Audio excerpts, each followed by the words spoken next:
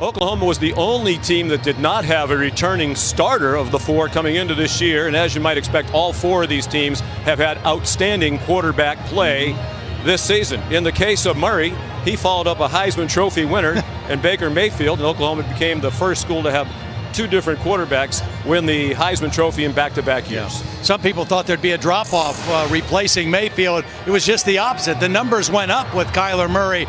We knew he had great speed. He has quickness to elude pressure, but it was his throwing ability, both from the pocket and outside of the pocket, that really, I think, surprised a lot of people.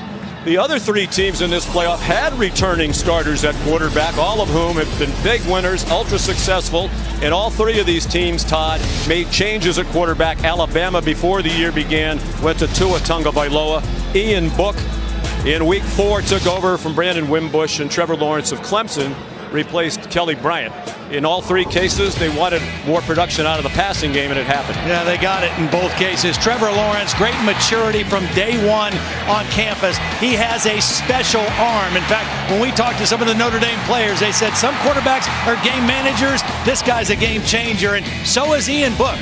When Ian Book took over in the Wake Forest game, he dramatically impacted the Notre Dame offense. Very accurate, 70% completion guy, and a slippery runner, and I think his running ability will be important tonight for Notre Dame. Speaking of running ability, another similarity between these two teams, each has a home run hitter at the running back position. Yeah, fun guys to watch. And sophomore Travis Etienne for Clemson, it's a lot of bang for your buck. This is a guy who ran for over 1,400 yards, a school record 21 touchdowns, but he only averaged carrying the ball 13 times a game. He's fresh all the way to the end of the football game.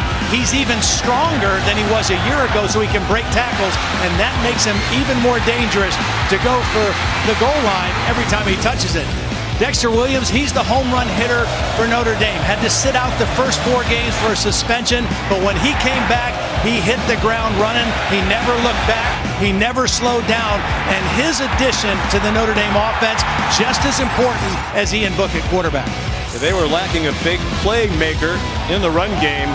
Williams, 117.5 per game and 12 rushing touchdowns in those 8 games. He'll go over 1,000 yards for the season today in all likelihood. Of course, the big story in the lead up to this game off the field, the suspension by the NCAA of 3 Clemson players for testing positive for a banned performance-enhancing substance, Ostarine, which I think very few of us had heard of prior to this week. We heard a lot about it this week. But the most notable, the biggest player, literally by far, is Dexter Lawrence, the All-American defensive tackle. What does his absence mean? I think it's a huge absence. Now, Albert Huggins, who will take his place, many think he'll be drafted too, but Dexter Lawrence is a massive human being. And because of his size and strength, he completely disrupts your running game and can push the pocket from the inside. Huggins may have a big game, but they will miss Dexter Lawrence in the middle.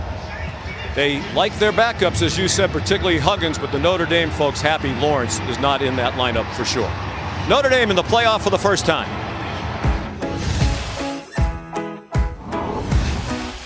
Fumbles the ball's out, and the Irish have it. Ian Book, new starting quarterback for Notre Dame. Dexter Williams in for the first time of the season, and he has the ball. Touchdown, Dexter Williams! Book throws to the end zone. Touchdown, Notre Dame! Brian Kelly has gotten his Irish to 12-0. Yes, Notre Dame, there is a college football playoff, and you're in it. Ian Book and the Fighting Irish getting ready to take the field.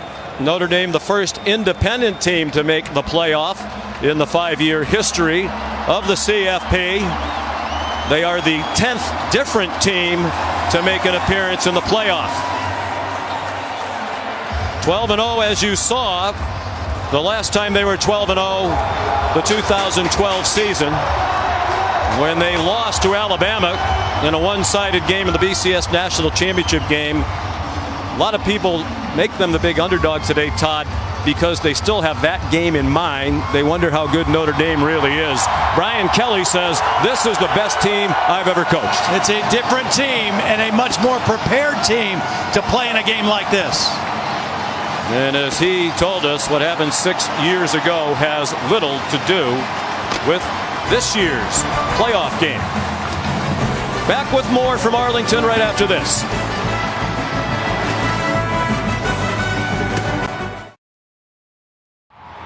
Trevor Lawrence and the Clemson Tigers getting ready to take the field as Clemson makes its 4th straight appearance in the college football playoff. The ACC champions for the 4th year in a row. They won it all 2 years ago in a pulsating national championship win in Tampa against Alabama. Here's a look at the path to this year's playoff for Clemson. We had several guys that chose to stay. He could have probably gone pro if they'd wanted to. This is why Dabo Swinney takes these games, to get tested. His 2-year starter Kelly Bryant is out and gone, and Trevor Lawrence is in. Your quarterback goes down, you have to run the football. That is a team that goes in and says, hey, we're going to win. T. Higgins hauls it in near right corner. Touchdown! Clemson had that close call against Syracuse in the first game after they made the quarterback change, but since then they have dominated, winning the last 8 by an average of more than 20 points per game. All those wins by at least 20. An SEC officiating crew down on the field. Here's the referee, Matt Austin. The Goodyear Cotton Bowl Classic is celebrating its 10th anniversary. Gentlemen, come on in, shake hands, introduce yourselves.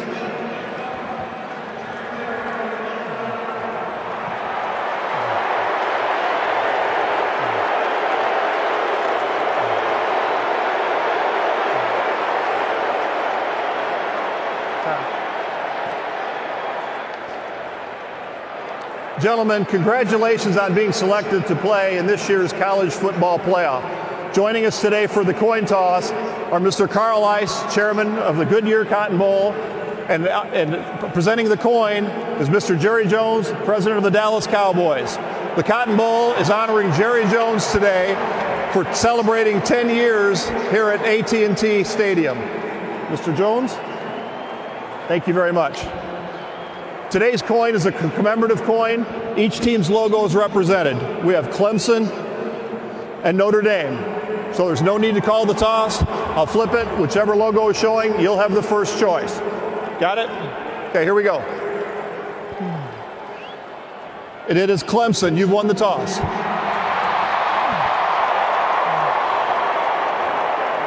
You want to defer to the second half. Notre Dame, you want the football? Okay, which way you want to kick it? Clemson over here, Notre Dame over there.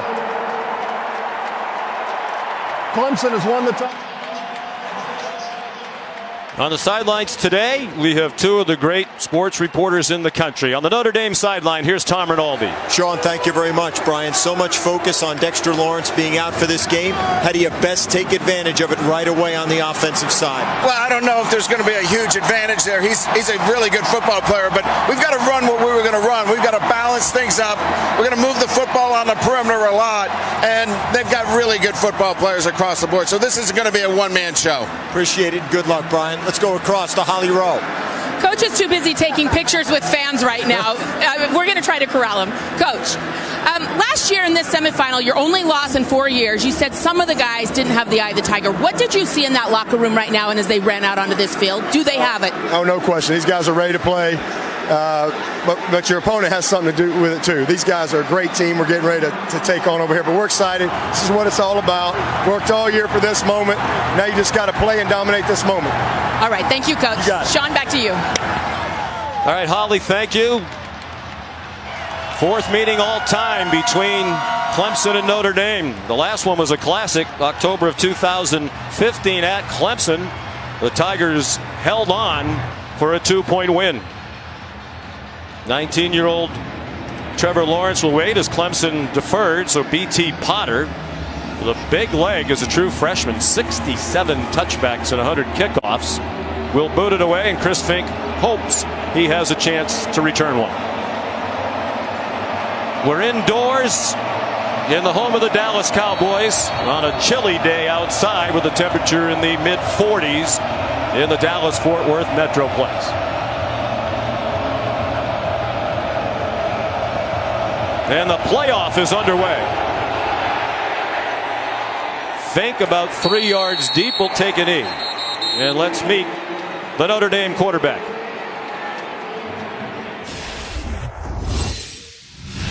Ian Book, 6 foot junior, El Dorado Hills, California. That's a suburb of Sacramento. Academically a junior, but in terms of football eligibility, he is a redshirt sophomore, and he has been a big difference maker. You know, he was a talented point guard in basketball in high school, and you can see that in how he plays quarterback. He distributes the football with accuracy and timing. Fourth most accurate quarterback in the country in the regular season. Here's Dexter Williams, and a great start for Notre Dame. An 11-yard run. Kendall Joseph, a linebacker, with the tackle for the Tigers. Right away, you see how Clemson likes to play defense. They're going to blitz linebackers. That time, Trey Lamar, the middle linebacker, ran right by Dexter Williams in the backfield. Book, a short set. We expect a lot of quick throws to slow down the Clemson rush. The completion to Alize Mack. Here are the impact players, brought to you by Chick-fil-A, and there was a flag on the play for a false start against Notre Dame. Williams with Miles Boykin, their leading receiver for the Notre Dame offense. Christian Wilkins, 3-time All-American, the leader of the team at Clemson, and Clelin Ferrell, the defensive player of the year in the ACC, a great defensive end. He'll be a high first-round pick. Well, this team can really pressure the passer. Ian Book has to deliver the ball quickly in the passing game. Williams again trying to run left. Looked like the ball was sliding around. Notre Dame has lost only 3 fumbles all year. That would be the fewest in a season if it stays that way for the Irish. The previous mark is 4. Well, that was Albert Huggins, the guy that we talked about that's in there for Dexter Lawrence. And the ball does come out before he hits the ground, and fortunately it goes right back to Dexter Williams. Some early luck of the Irish. So the penalty hurt Notre Dame. 2nd and 15. Book is a slippery runner, to use Dabo Sweeney's word.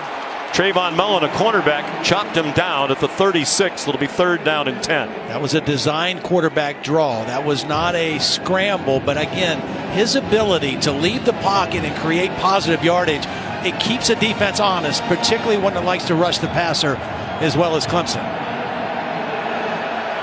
This is the situation Notre Dame wants to avoid as much as possible, though. 3rd and 10 against this pass rush. It's a blitz-happy team, even with the great defensive front. Brent Venables, the coordinator, likes to bring extra rushers. Book lobs one, and it's dropped by Chase Claypool. He was right at the line to make and could not hang on. I think that was just a case, Sean, where Claypool was concerned about where his feet were, where the first yarded marker was, and just lost his concentration. It's a soft, catchable pass, and Claypool just lost concentration, concerned about his feet, and they have to punt the football. So here's the senior Tyler Newsome from the city of dreams, he told us, Carrollton, Georgia, and living his dream today. One of the Irish captains hangs it up high, and Amari Rogers calls for a fair catch. Newsome told us his goal was to hit it high, at least 45 yards, and no return, and that one was 51. Here's Trevor Lawrence. Trevor Lawrence, 6'5" freshman quarterback from Cartersville, Georgia. Trevor Lawrence just puts so much pressure on a defense because his arm is an NFL caliber arm right now. He can make the ball go where he wants it to go accurately anywhere on the field. So there's no weak spots in terms of defending him as a passer. Broke Deshaun Watson's Clemson freshman records, fellow Georgian. One of the great players in the country. He gives it to Travis Etienne, the speedster, stuffed after a 1-yard gain. Khalid Kareem, Tavon Coney among those in on the tackle. On this side of the ball, the Chick-fil-A impact players. T. Higgins has emerged, particularly in the red zone, Todd. Jerry Tillery also likely to be a first-round pick on the Notre Dame defensive line. Julian Love, one of the best corners in the country. One of the finalists, 3 of them, for the Thorpe Award, best defensive back, won by DeAndre Baker of Georgia. The Notre Dame blitz on 2nd and 9. Lawrence got away and nearly completed it. Tried to get it to Garrett Williams, fullback, H-back, tight end, and it's incomplete. Well, Clemson went with an empty backfield, so there's only a certain number of guys, 5, that can pressure. Notre Dame brought 6. Julian Okwara there to force the scramble. Drew Tranquil also coming on the blitz. And a 3rd down and long situation. And this defensive line for Notre Dame is outstanding. The other one, Clemson, gets a lot of notoriety. This one's good. Dabo Swinney said it's the best defense we will have faced this year. They have talent at all 3 levels of the defense. 3rd and 9 for Clemson. Time for Trevor Lawrence, and on target for T. Higgins. Clemson fans thought he was being held by Troy Pride. There is no flag, and it'll be a Tigers punt. And that is a huge confidence builder for Troy Pride. Because Julian Love is so good, teams pick on Troy Pride. In his last game against USC, they went after him right away early, and that's a confidence boost to make a defensive play on the first throw his way on a 3rd down. So here's Will Spires to punt. Chris Fink back for it. And not a good kick. A little off the side of his foot and short. Well, and again, if there's an edge that Notre Dame has in a game, it has been in the special teams. They got a great punt. That's a poor punt. Excellent field position now for Notre Dame. 34-yard punt by Spires.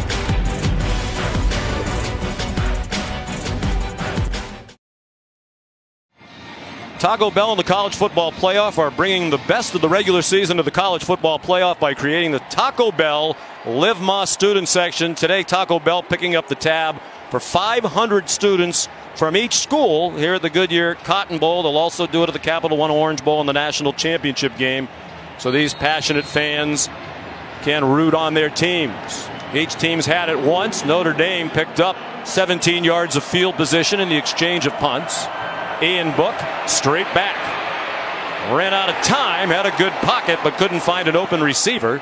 And Cleveland Ferrell got him down after a 1-yard gain. Well, that's the problem. They're trying to go with a deeper play action pass. He was looking for Chris Fink on a crossing route, but you just don't have much time against this pass rush. And for the 2nd time, we've seen that ball get knocked out before the runner touches the ground. It definitely was out. And Dabo Swinney running up the sideline, trying to get a stoppage, and it looks like they do stop it. The runner being down is under further review.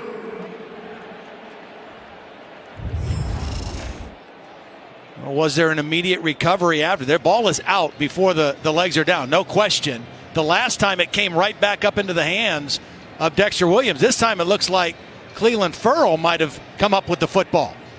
He stripped the ball, and it certainly looks like it's in his lap. And that appears to me to be an immediate recovery. That ball very nearly got snapped. SEC officials on the field and in the replay booth. John Bible is the replay official here in Arlington. And there is also a video center for the SEC in Birmingham, which is consulting as well. Let's bring in our referee in the booth. Longtime Big Ten referee Bill Lamagna, who worked the national championship game between Auburn and Oregon. What do you think, Bill? We've got a fumble on the play. We do have a clear and immediate recovery. The Notre Dame player was in no position to grab the ball. Yeah. So I think that I know that they're going to take and give the ball over here to Clemson. Well, we talk about the margin of error for an underdog team like Notre Dame. You can't turn the football over carelessly. That's 2 times they've put the ball on the ground. They were lucky the first time. This time I think Bill's right. I think Clemson's going to get it. And they don't take advantage of the short field with the exchange of punts. Those are 2 big mistakes by Notre Dame early in the football game.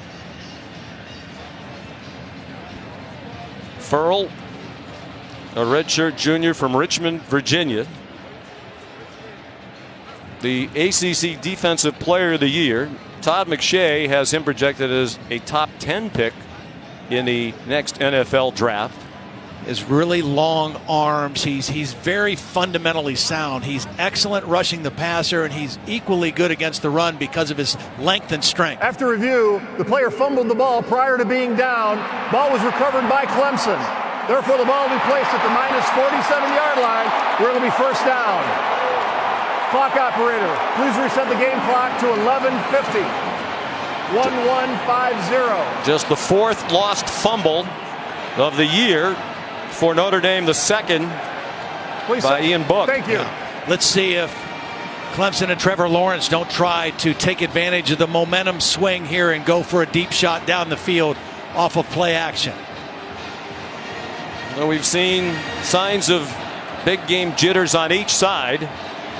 Obviously, Clemson, the much more experienced team in this setting, having been in the playoff now 4 years in a row. But Lawrence last year watched the playoff on TV, wondering if he might have a chance to play in it someday. Someday arrived 1 year later. Notre Dame showing blitz. It's a quick pop to T. Higgins, and he's into Irish territory to the 45-yard line, where Drew Tranquil, the leader of that defense, made the stop. That's just a quick read by Trevor Lawrence.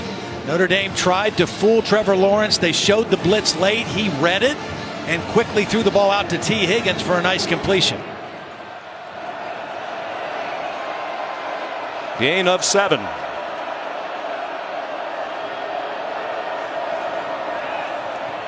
Lawrence to the far side, and a nice catch by Amari Rogers, with Troy Pride in coverage and making the tackle, but it's a first down for Clemson at the 41. Amari Rogers is a guy that's built like a running back. This isn't a great throw by Trevor Lawrence, but the strength of Amari Rogers, he's got that strong running back body, was able to make the strong catch. He's the son of T. Martin, the former Tennessee quarterback. Up the middle, ETN got hit and bounced off it. Took a pretty good shot from Alohi Gilman, the safety, a transfer from Navy, who's given them much improved safety play this year over what they have had the last few years. Well, he plays bigger than he is, and so does Travis Etienne. And you saw his ability to break tackles right there. A much different runner because of added strength than he was as a freshman last year. Blitz off the corner, and Lawrence rolled away from it. He's in trouble.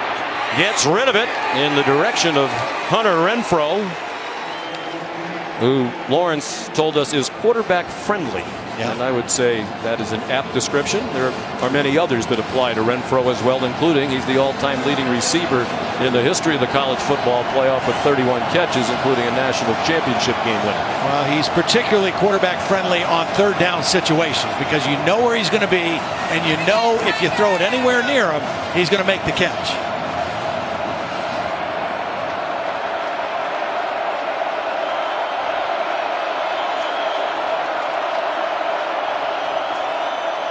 Lawrence flips it out to Etienne, has the first down, and is down at the 26.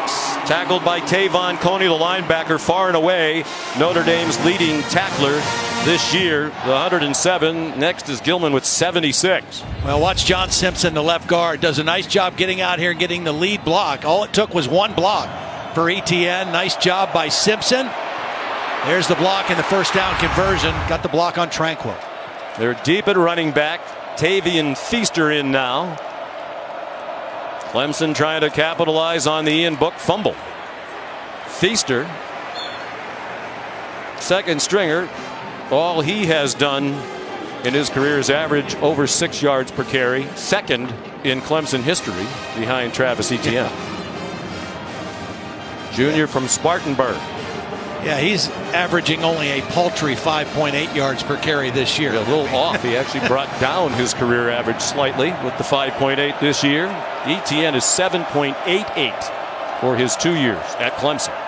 Quick set by Lawrence, turned around to see the oncoming rush from Dalen Hayes, and got it off to Amari Rogers for a short gain. The players and coaches on each side talk about the poise and calm of these young and relatively inexperienced quarterbacks. And I think what we've seen on 2 plays from Trevor Lawrence is the strength, because that's 2 times now that Notre Dame has had pressure in the backfield, free rushers that weren't able to get to him.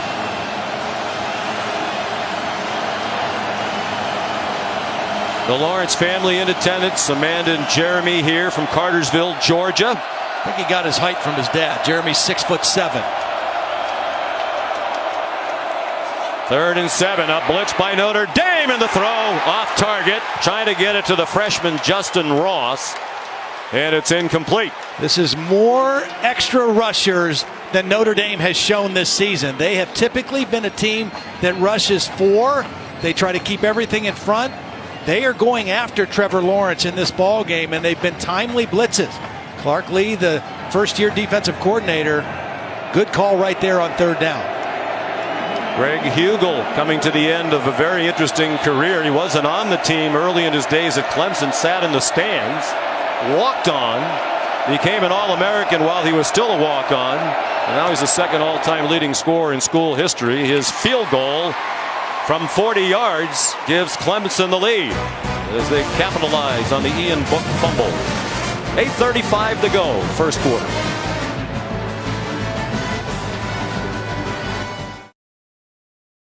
The Goodyear Cotton Bowl Classic, brought to you by Goodyear. Hardworking tires that deliver blimp-worthy performance. Gatorade Thirst Quencher, the proven sports fuel. And Capital One, what's in your wallet? Some of the legendary coaches in the history of college football have walked the sideline in South Bend. Rockne, Leahy, Parsegian, Holtz all won national titles. We used the number 8 for Notre Dame. That's in the Pole era. They've won others way back in the day. Some from organizations that no longer exist. Clemson, a field goal by Greg Hugel from 40 yards. B.T. Potter will kick off to Chris Fink. Potter will be their field goal kicker next year.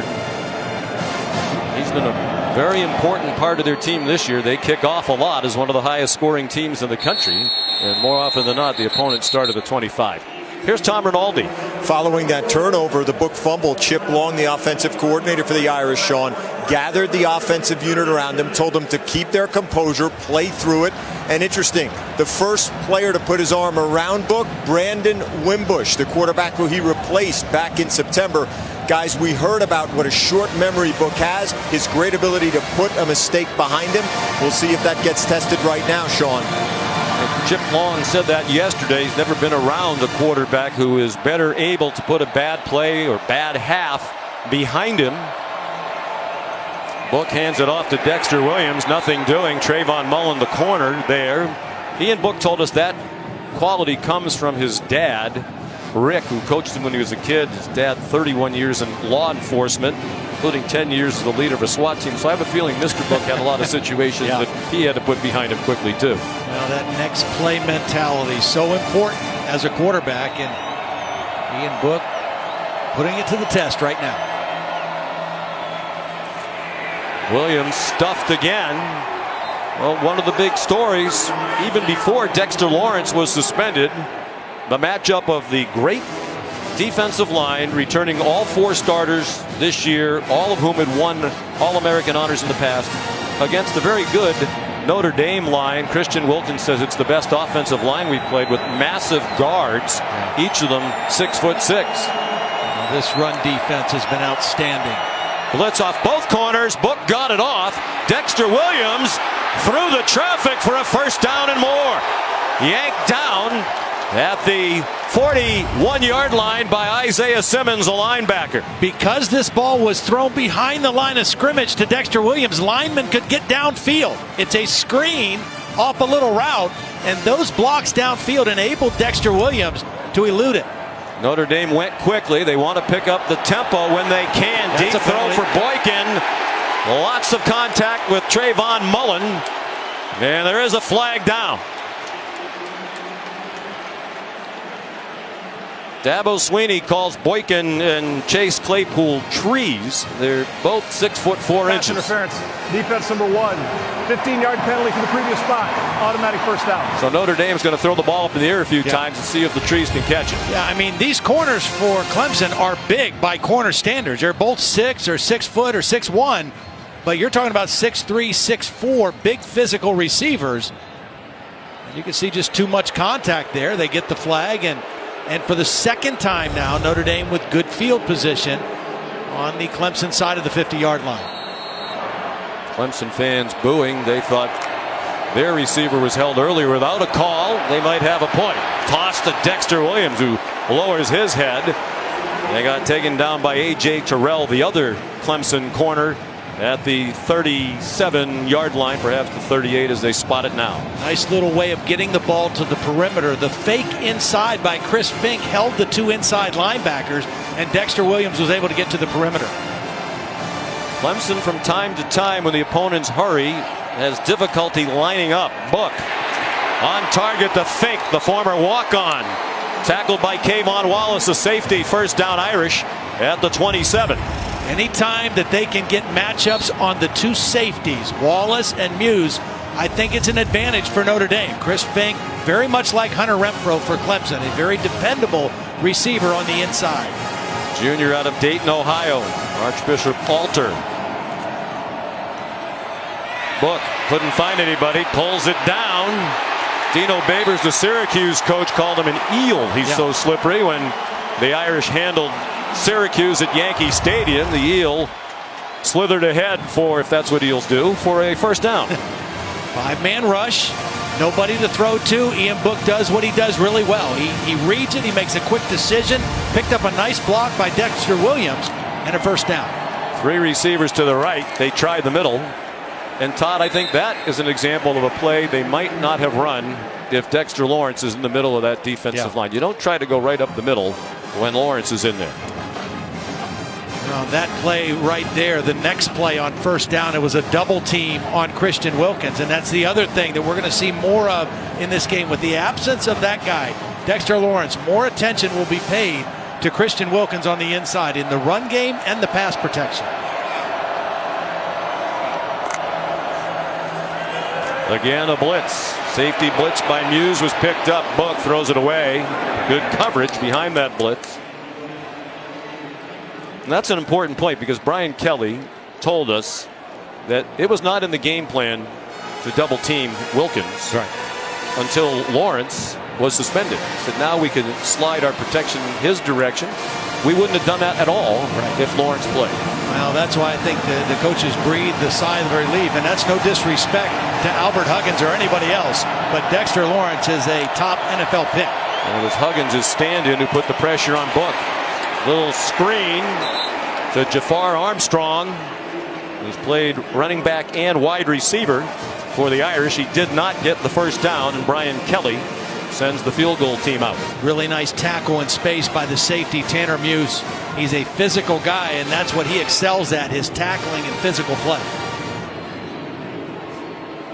Here's Justin Yoon coming toward the end of his Notre Dame career. He hopes he has one more game left after today. Senior from Nashville. All-time leading scorer in the history of Notre Dame football. We asked him about that Thursday. Said that still has not sunk in. He passed Alan Pinkett for number 1 earlier this year. Now 367 career points. A tie game on a 28-yard field goal.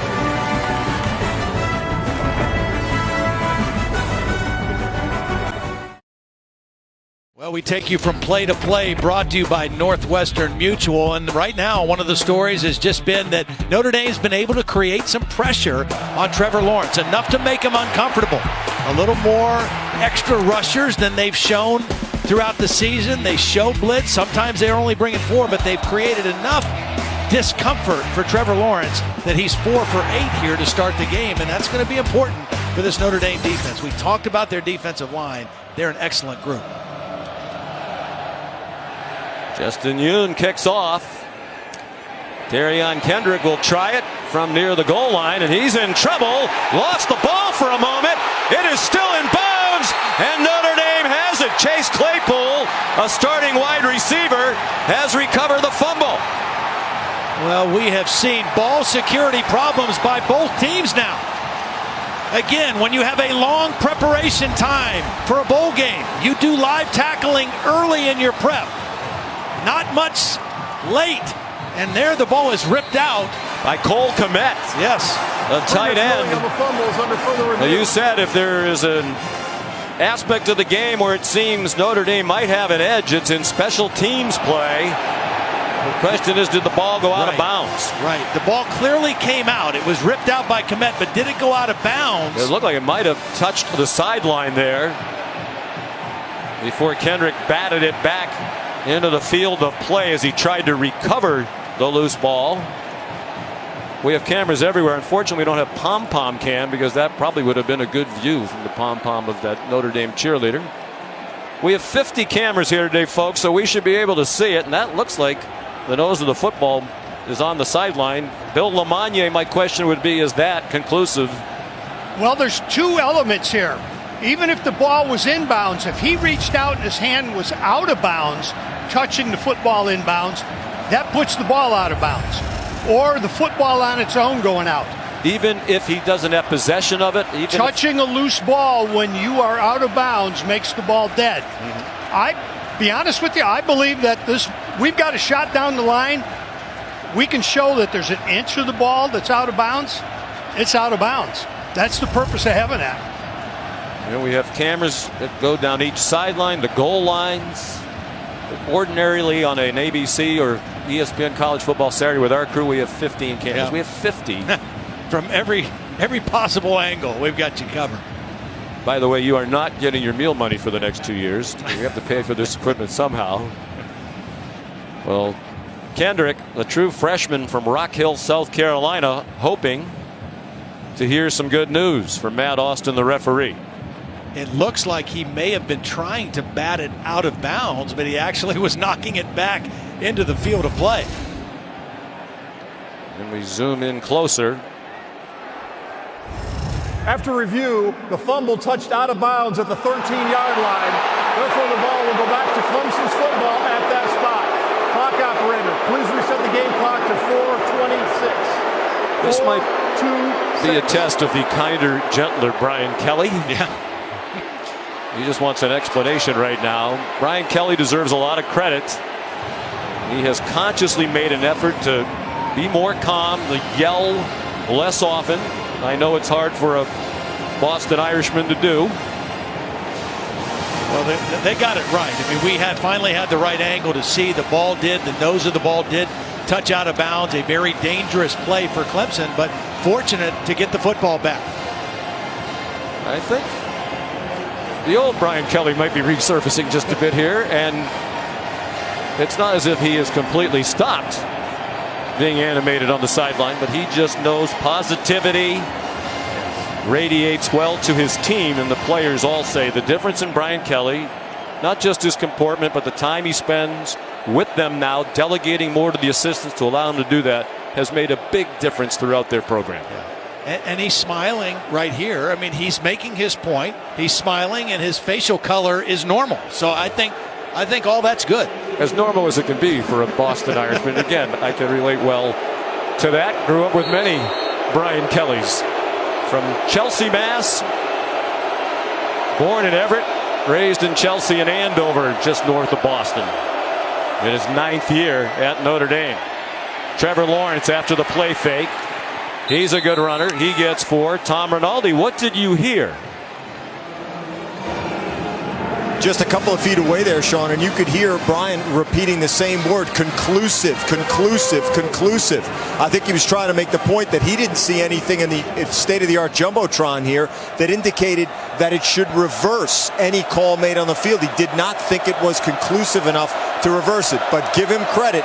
He was temperate, certainly, and not the Brian Kelly of old, as you mentioned, Sean. And I think that is the argument from the Notre Dame standpoint. Pass broken up, intended for Hunter Renfrow. And right there on time, Jalen Elliott, their outstanding second-year starter at safety. Drew Tranquil told us the play of the two safeties has transformed the Notre Dame defense this year. That's the free safety, Jalen Elliott, timing it perfectly. The throw intended for Renfrow. It's a good throw, but perfect timing by the safety helping over the top in another third down situation. He's a junior from Richmond. It is a very experienced Notre Dame defense. All 11 starters have at least 10 career starts. 3rd down and 7, 4 minutes to go in the opening quarter. Lawrence on target. Hunter Renfrow, Mr. Third Down. They call it third and Renfrow at Clemson. He converts. And that's what Trevor Lawrence is looking for. Who's matched up on Hunter Renfrow? It's Drew Tranquill, a great player, but you see him favoring the inside. He knows Renfro's quicker than him. He has to protect the inside, and that's an easy throw on third down for Trevor Lawrence. 40th catch on third down that results in a first down. Amari Rodgers, the catch and run out across the 30-yard line. So far, Notre Dame has done in this game defensively what they've done all year, and that is prevent the big play, the explosive plays. They only gave up 7 touchdown passes all season, but they keep the ball in front of them and they tackle extremely well. ETN could not break free from that tackle. Drew Tranquill there with his running mate Tavon Coney. Tranquill, a graduate student, 2-time team captain, the only married player on the team. Married his high school sweetheart Jackie last summer. She's expecting in May. Great student, graduated in mechanical engineering with a 3.73. And who do they guard Renfrow with on this third down and short?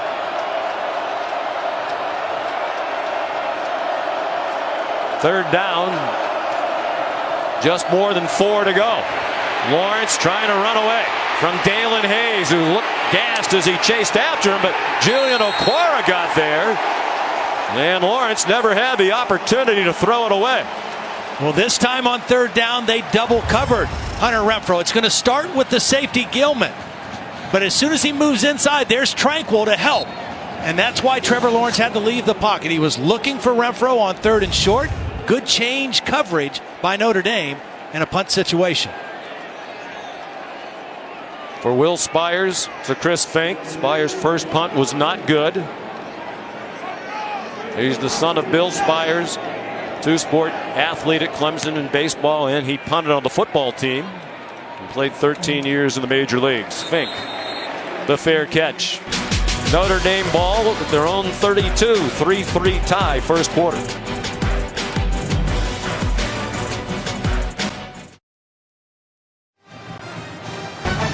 New Year's Day, we invite you to sit back and enjoy 3 more college football bowl games on ESPN at 1 Eastern. LSU and undefeated UCF in the PlayStation Fiesta Bowl. Then it's the granddaddy of them all.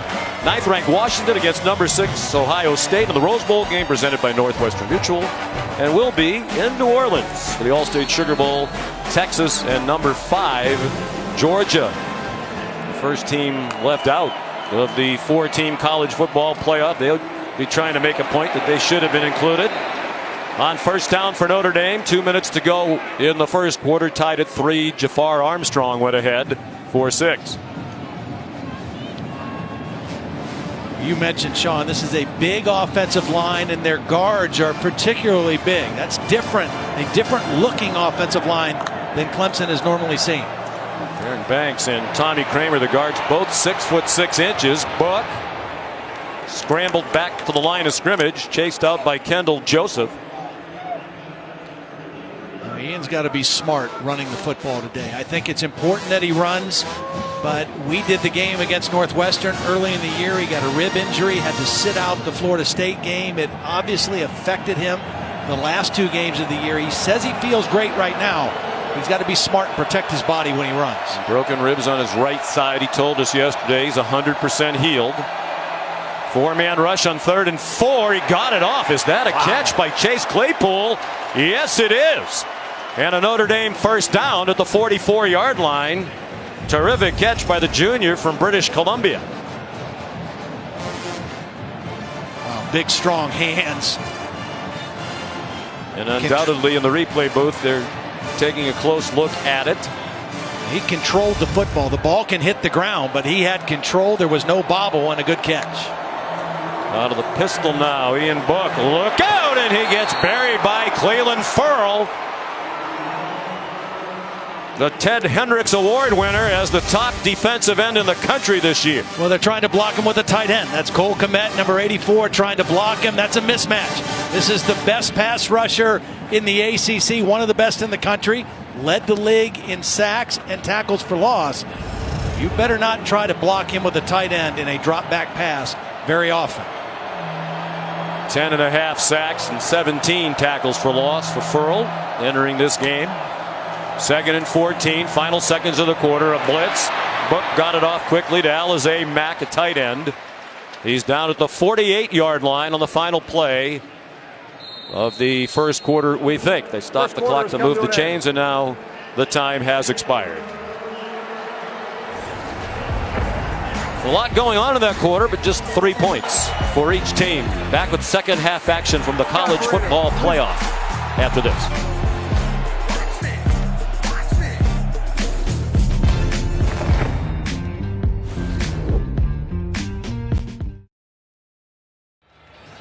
Aerial coverage provided by Goodyear. When you put in the hours, the reps, and the heart, nothing can keep you from being blimp worthy. Goodyear, more driven. On to the second quarter at AT&T Stadium. First time Notre Dame has shown an empty backfield, trying to find a matchup to throw on this third down play. And it gets blitzed. Brian Kelly said, we know they'll blitz the empty backfield. Another nice catch. This one by Cole Kmet, sophomore tight end out of Lake Barrington, Illinois. You spread the defense out. You only have 5 blockers. If they bring more than 5, Ian Book has to read that, get rid of the football. It was 5 on 5. He got enough time, and he made the nice throw to Cole Kmet for the first down. He's a good athlete, Kmet. Also a pitcher on the Notre Dame baseball team, a lefty reliever. Book going deep. Another jump ball for Boykin. Incomplete with A.J. Terrell, sophomore from Atlanta, in coverage. Perfect coverage by Terrell. I mean, he was stride for stride with Boykin. Single coverage, no safety help. 6'2", 290-pound corner. That's big for a corner, and he was right in perfect position on Boykin on that play. Brent Venables, outstanding defensive coordinator, brings another blitz. The play fake by Book.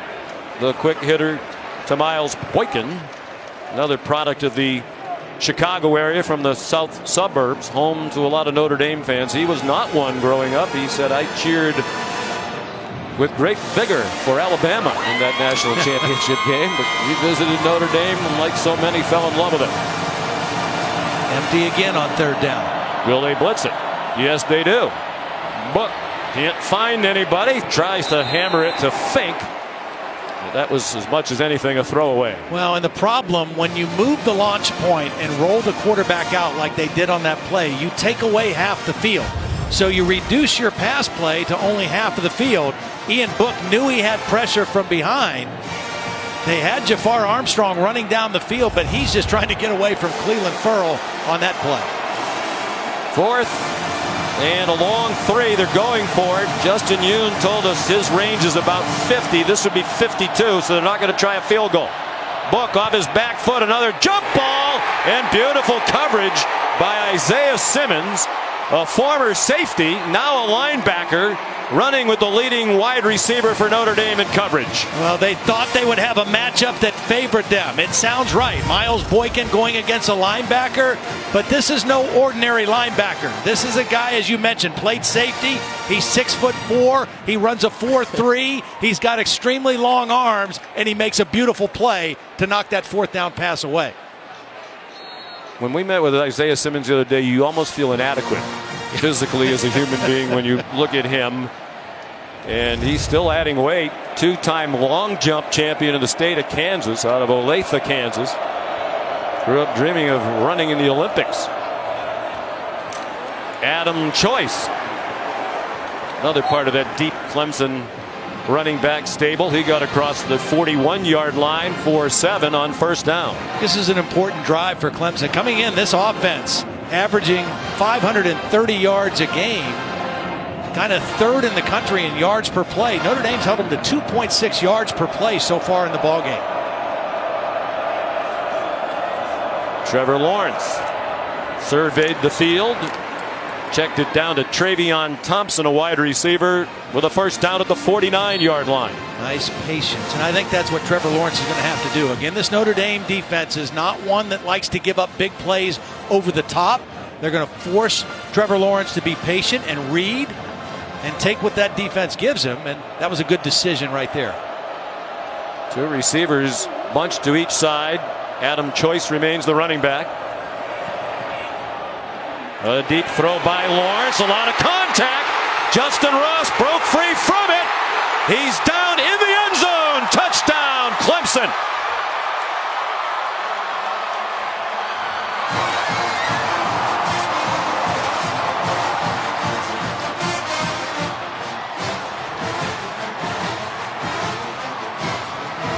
He's going to be working on Dante Vaughn. That stack formation makes it difficult to get good press coverage, and you just throw it up. Justin Ross, a freshman wide receiver, big, rangy, and Trevor Lawrence knows, throw it up against that single coverage, give him a chance to make a play on a 50-50 ball, and Justin Ross comes through.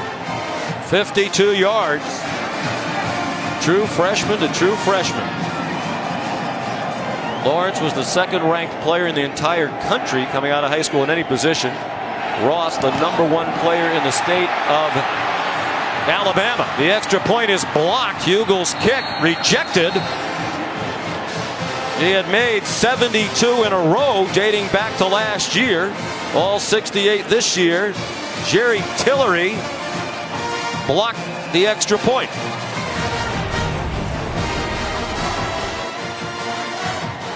Good snap, good hold, but Jerry Tillery, good timing, got that left hand in and knocked it out in a positive way to end that drive for the Irish.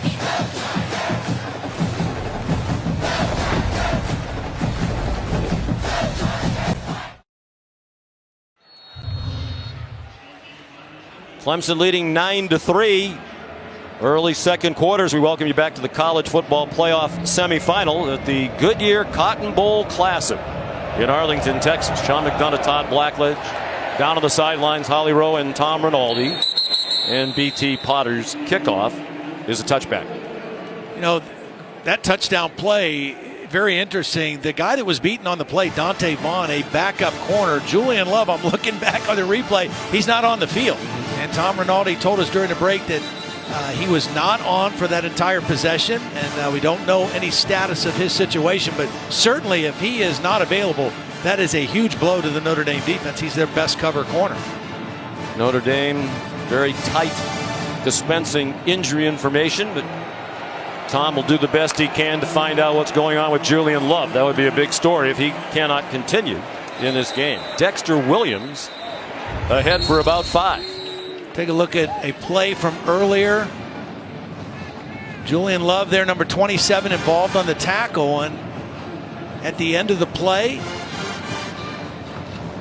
kind of grabbing, not hard to see. Maybe his hamstring bothering him a little bit, the left hamstring, but again, he is a critical piece to this Notre Dame defense. Clemson again crowding the line. Dexter Williams trying to find a seam. That'll set up 3rd down and 2. Nolan Turner, backup safety, made the tackle for Clemson. This Clemson defense averaging, giving up only 2.4 yards per carry. They did not allow a single rusher to go over 100 yards. They kept a few teams, several teams, under 100 yards as a team rushing. Very difficult to run the football against. They led the nation in yards allowed per rush, and on offense they led the nation in yards per rush. Coaches talk about we need to run and stop the run. Clemson has done that as well as you can. Book off target. 3rd and 2. They went to the air for Miles Boykin, a frequent target, but he's caught just one ball. He's been targeted 4 times now by Book. And that was a play that Ian Book just, he got a little bit panicky. He didn't set his feet. They had the protection that he needed to make that quick throw. The linebackers were blitzing, so the middle was wide open. He didn't make a good throw to Miles Boykin. There's Tyler Newsome to punt. One of the team captains. Brian Kelly told us all the players vote on the captains. They can vote for anybody. Newsome was listed on every single ballot. The only player Brian Kelly has ever had anywhere earn that distinction. And Newsome is a punter. Another good punt. 52 yards.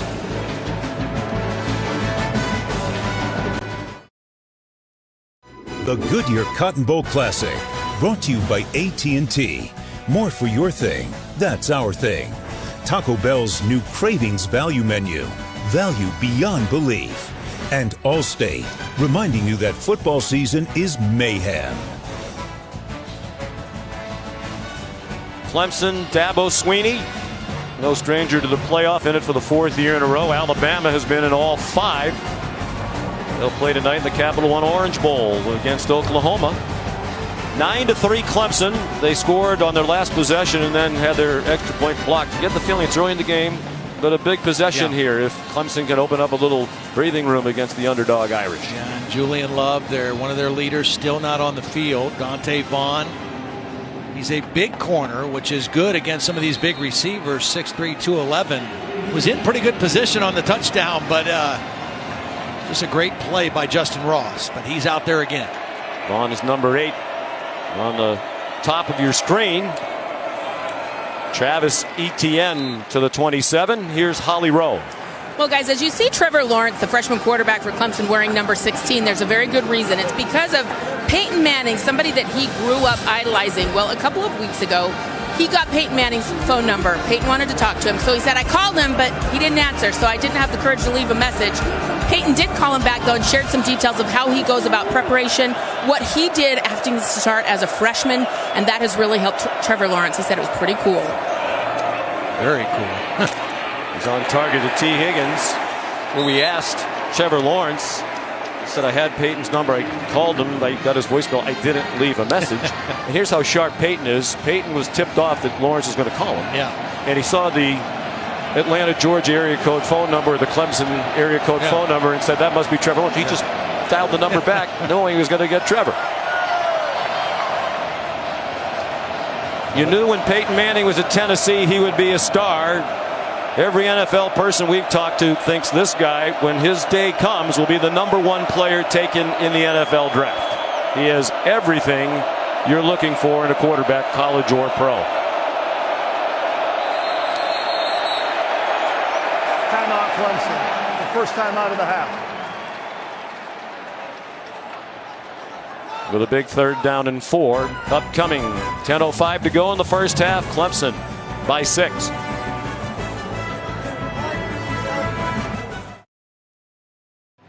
Want to stay up to date?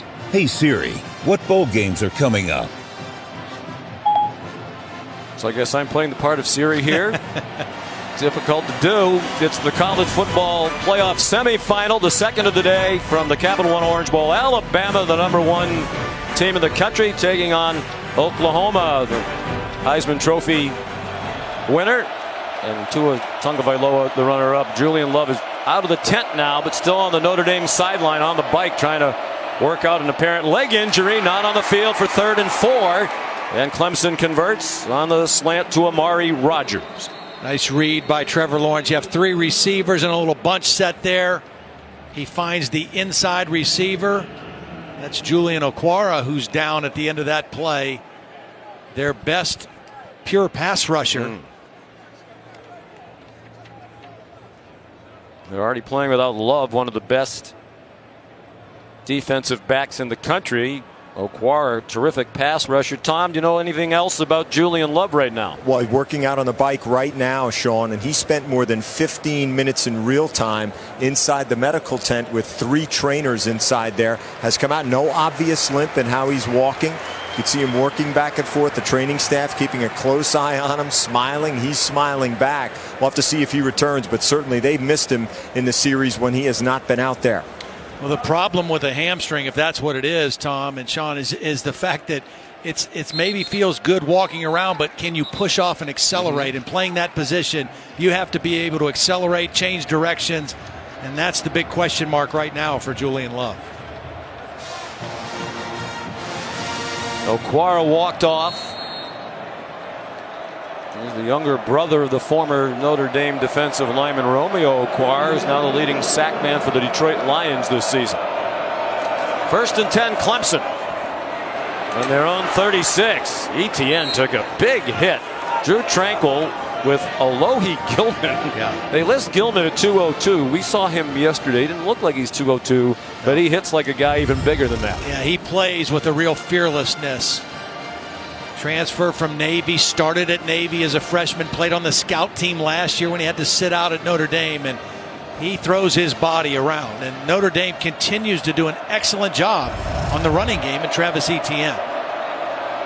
came in averaging more than 8 yards per carry. He has 3 yards per carry, 5 for 15 yards. Lawrence's pass batted down. Clark Lee, the defensive coordinator, told us they are going to try to get their hands up and bat down those quick passes around the line of scrimmage. You can see Jonathan Bonner pump his fist in the air as he delivered on what the coach told him. And that's not easy to do against a 6'6" quarterback. He's got a high release. Jonathan Bonner just timed his jump perfectly. Big play right here for the Notre Dame defense. 3 out of 6 on third down for the Tigers. 9:08 to go in the half. Third down, 7. They really don't come after Lawrence with much intensity, and he fires a bullet for a first down. Justin Ross broke free to score the 52-yard touchdown, and he nearly escaped again, wrapped up by Dante Vaughn and Alohi Gilman. It's a 35-yard play. Well, this is all because of tremendous pass protection. That's a deep route. It takes time to develop. Notre Dame rushed 5, couldn't get anywhere near Trevor Lawrence.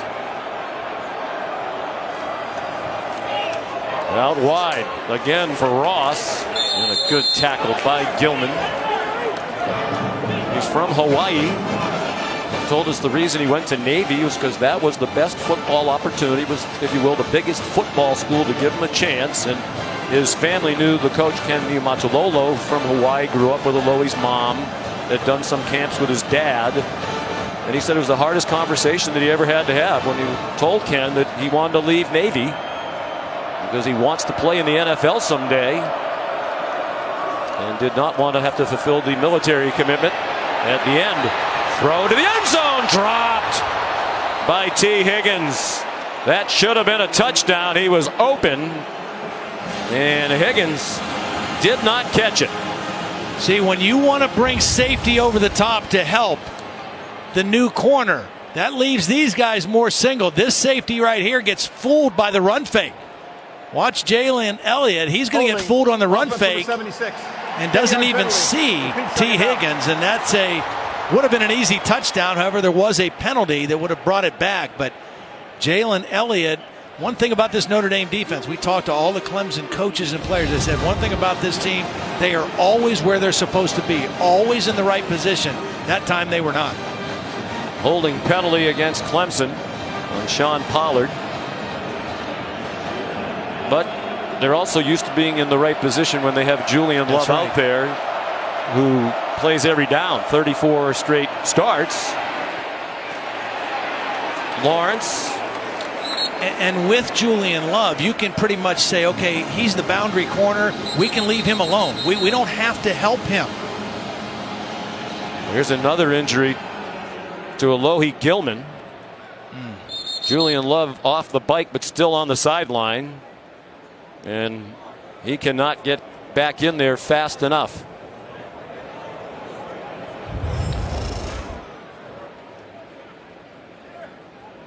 There's Gilman, top right of your picture. I think it was on the block. It wasn't on. He didn't get involved in the tackle. Wow. Collided with his teammate Dante Vaughn, and at the end of the play, Tranquil comes in.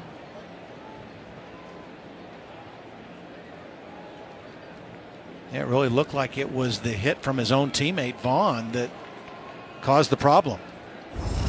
Let's talk about the difference that Gilman has made. Terrific tackler.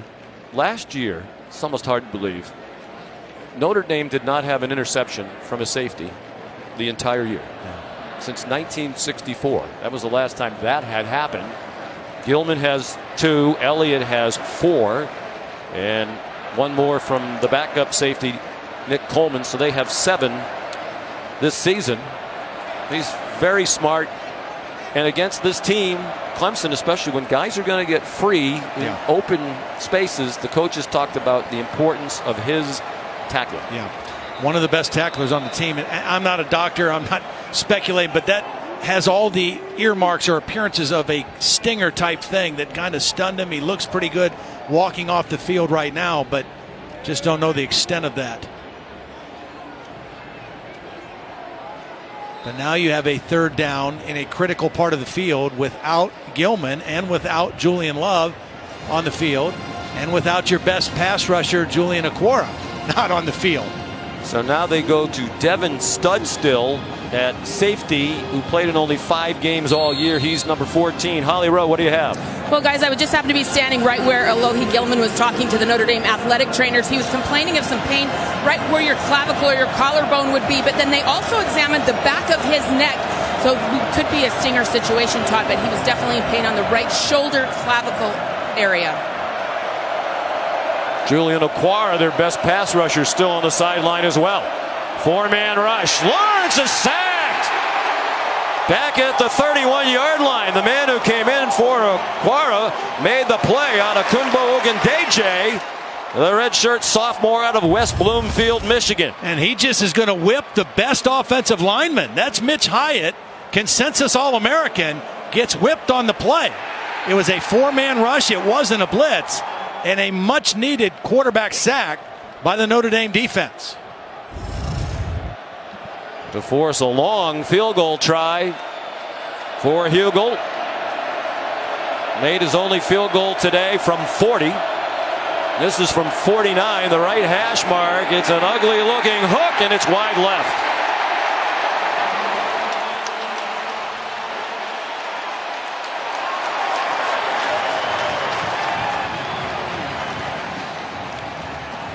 What a sack, what a play by the undermanned Notre Dame defense.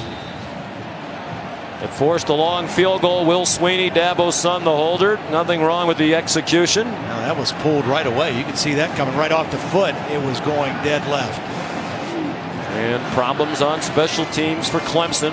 You mentioned, Todd, if they have a weakness, that might be it, although Hugel's had an admirable career. Ogundeje had a half a sack coming into today's game for the year. Some trickery. Fink gave it back to Book. Clemson not fooled. Not at all. Excellent discipline by the Clemson defense.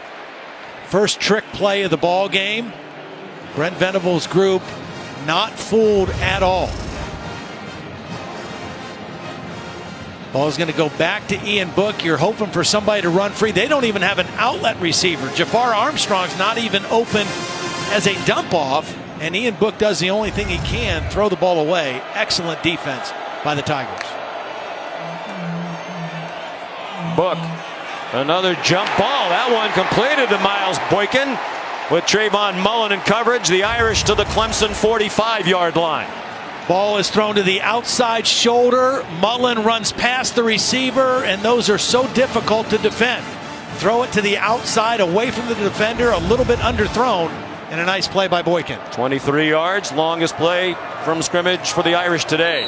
Dexter Williams cannot run through that line even without Dexter Lawrence in there. A fired up Cleland Ferrell led the Clemson front, and he did tell us early in the year it's pronounced Furl, like referral. Right. This is a delightful guy. I mean, yes, really, he and Christian Wilkins are two of the most delightful guys that you could ever meet. So you would give him a good referral. Yeah. Book throws, caught, then ball's out. Was it a catch and then a fumble? Was it an incomplete pass for the moment? A catch, the fumble, and a recovery by Alize Mack. Isaiah Simmons was there for Clemson. I think they're going to take another look at this. Did he have possession? Did he make a football move up the field? The previous ruling of a completed pass is under further review. I don't think this one's going to stand as a completion. Mack, in the words of Chip Long, the offensive coordinator, can be as good as he wants to be. 6'5", 247. Excellent receiver. Simmons was the guy who got there and knocked the ball out. Well, let's bring in Bill LeMonnier again. Bill, what do you think? You got to have a couple things to get a catch. You got to have control inbounds, and you got to be able to do something common to the game. You can slow this down all you want and make it look like a catch, but this is an incomplete pass. He did not do anything common to the game. So replay should reverse this incomplete. How do we define common to the game? I imagine there's an awful lot of latitude or question there. That seems exceedingly vague to me. We need to open Bill's mic again. The thing you have to do with common to the game is, can you turn and make a football move? Can you stretch like you were going for a first down? Can you turn and take steps? So how much more would he have to have turned and moved? I would have wanted to see him turn and get more of the shoulders turned around and a further into a step. Well, regardless, what we've seen from Notre Dame that has hurt them as we wait the call right here. After review, the pass was incomplete. Ball will be replaced back at the 45-yard line. I think set the game clock to 5:57. I think that's the right call. 5-4-7. But what we've seen that has hurt Notre Dame is they've not taken great care of the football. We've seen a couple fumbles. They recovered one of their own fumbles. They lost the fumble by Ian Book. That's a catch that should be made. Chase Claypool dropped one on the sideline. You could read Brian Kelly's lips very clearly. He made a move with the ball, but John Bible in the replay booth does not concur. So here's 3rd down and 10. Notre Dame 3 out of 7 on 3rd down. Pressure, and in trouble is Dexter Williams. Dropped behind the line of scrimmage. A host of Tigers there led by Austin Bryant, the senior from Pavo, Georgia, another All-American on that defensive line. Well, Xavier Thomas, who's the next great one, watch him set the edge of the defense. He has contained. He's not going to let Dexter Williams get outside, forces him back inside to Austin Bryant. And Dexter Lawrence, who the guys we talked to said he knows he couldn't play. He's been like a coach, an encourager, likes what he saw on that play.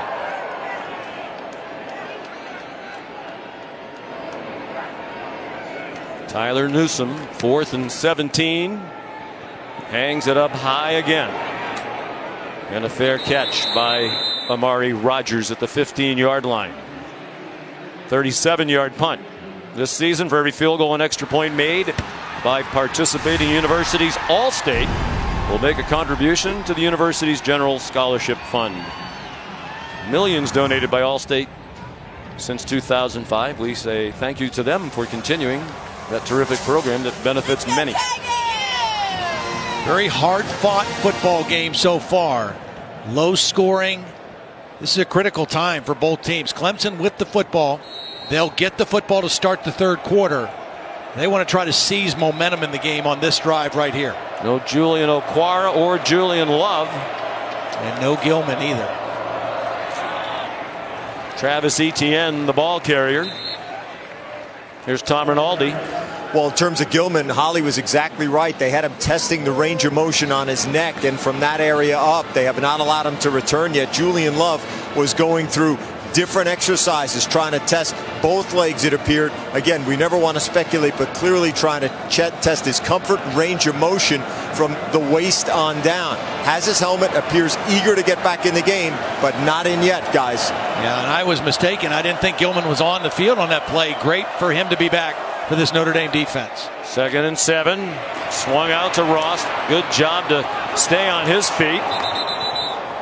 Young man who didn't want to play football in high school had to be convinced by his coaches to continue. He wanted to be a basketball player. He made the right decision.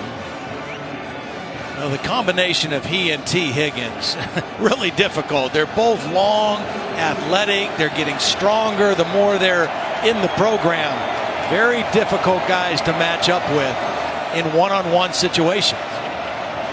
3rd down and 1.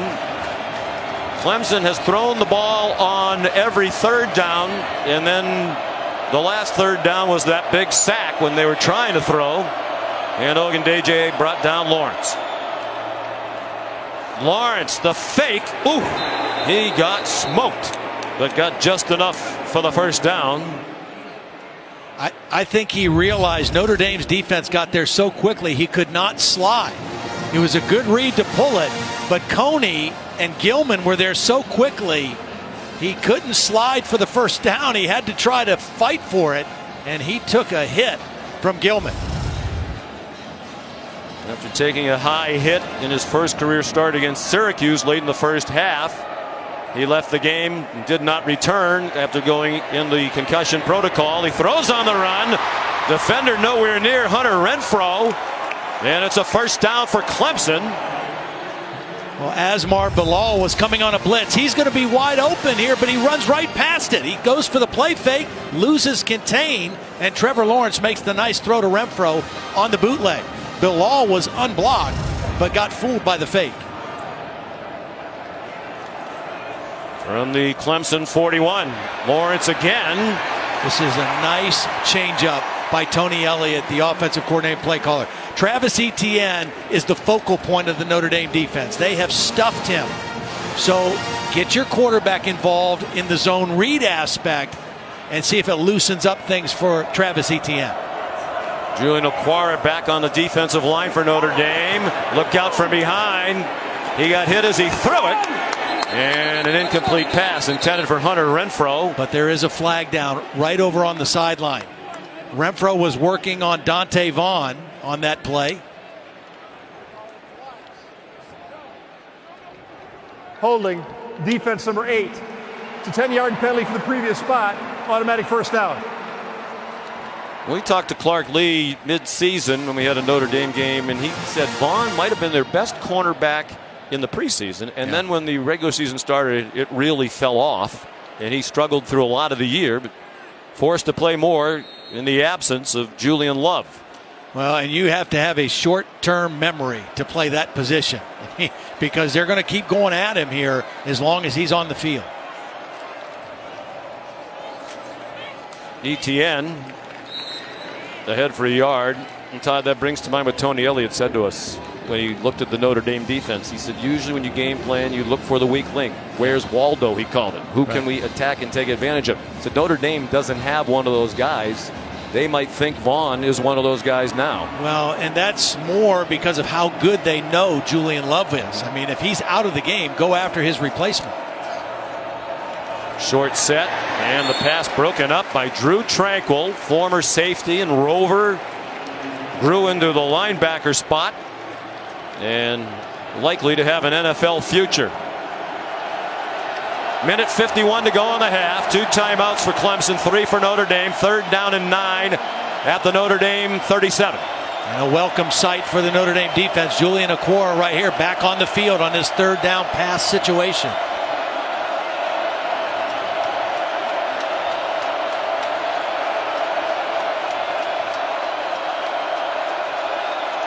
Looked like there was movement early at the right end of that offensive line by Tremaine Ankrum. Offense 73. 5-yard penalty. Still 3rd down. It's a great little stunt that they run, and Ankrum's right here is going to move early, but both linebackers are going to blitz. They're going to bring Tillery along the outside, and Ankrum with the early movement, but that's a difficult stunt to pick up because you're forcing your back to pick up a hard charging guy. So now 3rd down and 14. They're not in field goal range, perhaps 4 down territory if they make some progress on this play. 4 receivers for Trevor Lawrence. Down the seam, open man, Ross again, touchdown Clemson.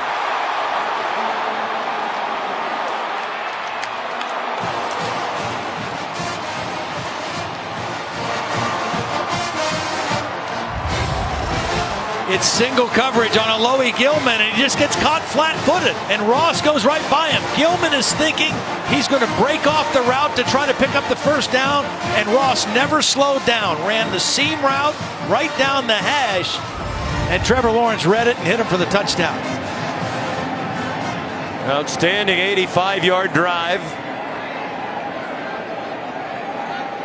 6 out of 10 on 3rd down today. That's been big.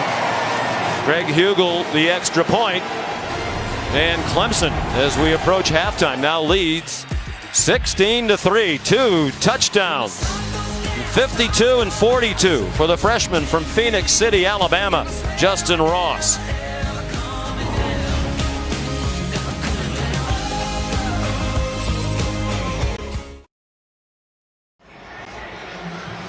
Coming up, stay tuned for the Indeed halftime report with Adnan, Joey, and Jesse.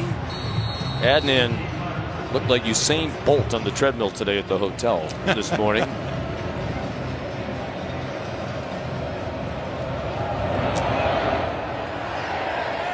Minute 44 to go in the half, and an important possession here for Notre Dame. Clemson will get the ball to start the 2nd half.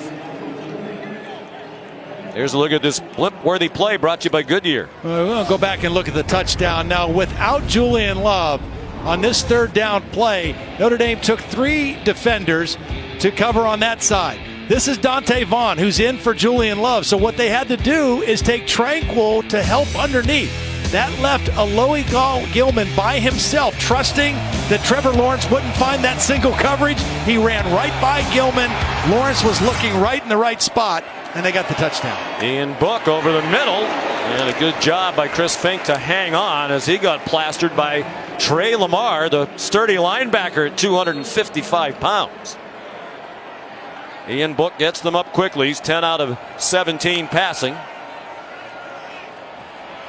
Pulls it down, gets back to the line, wrestled down by Isaiah Simmons. Well, another great play by Simmons. This is the guy at safety last year, coming off the bench, had 49 tackles. He led the team with 83 tackles this year. Very rangy and just gets better the more he plays. Pump fake. Boy, the coverage has been excellent all day downfield by the Clemson defense. He tried to check it down to Tony Jones and couldn't complete to the running back. And Brent Venables has been able to force a lot of third down and long passing situations. You take the run out of the equation, you turn your pass rushers loose.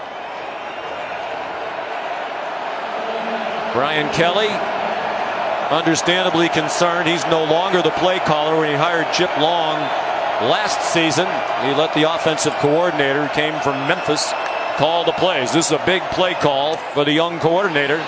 Wide receiver screen. They were hoping for a lot of run after the catch with 9 to make. They got 3 from Chase Claypool. Yeah, Dabo Swinney uses a timeout. I mean, he kind of smells blood right here. 55 seconds left in the half. Timeout, Clemson. If nothing else, maybe try to pressure the kick here. Be a 30-second timeout. They get the ball to start the third quarter, and so they were able to seize momentum with that last touchdown drive. A very important part of the game right here. Let's take a look at the AT&T College Football Playoff bracket. And we're finished here in Arlington, Texas. We go to South Florida for the Capital One Orange Bowl. Alabama and Oklahoma. I think I heard Reese Davis say this morning on game day that Oklahoma has given up more points than Alabama and Clemson combined. So we've seen a lot of Oklahoma in recent weeks. They're still giving up points, but that defense has had a knack lately of making some plays. Is the defense good enough to compete in that one?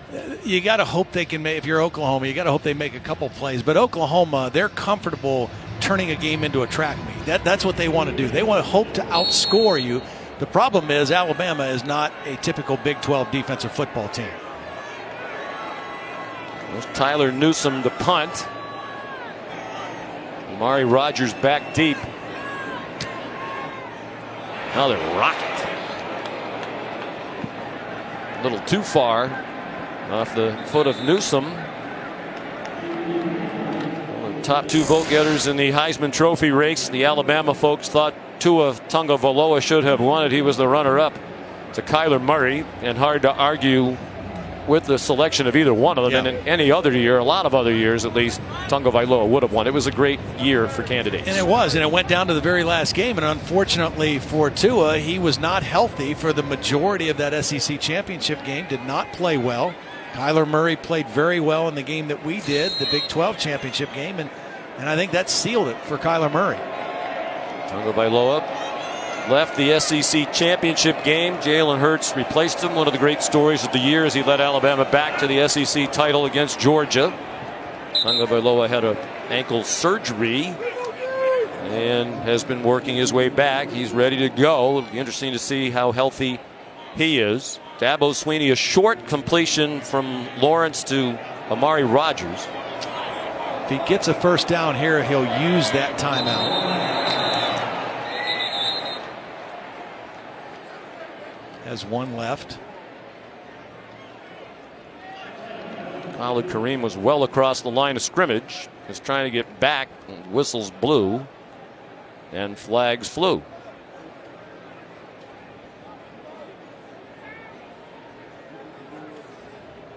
Offside, defense number 53. The Clemson head coach has declined the 10-second subtraction. Therefore, the clock will start on the snap.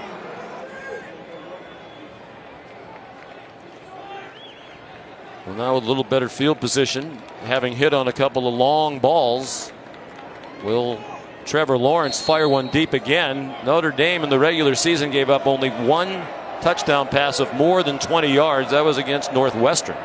That's Vaughn on the bottom.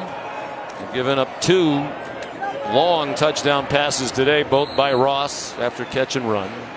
Rodgers out of bounds to stop the clock with 17 seconds to go. It is a first down. Yeah, Notre Dame, if you tell them coming into the game they would hold Clemson to 42 yards rushing in the first half, they'd be thrilled with that. They've been good all year, as you mentioned, stopping long touchdown passes. Only 1 over 20 yards coming in and 2 today.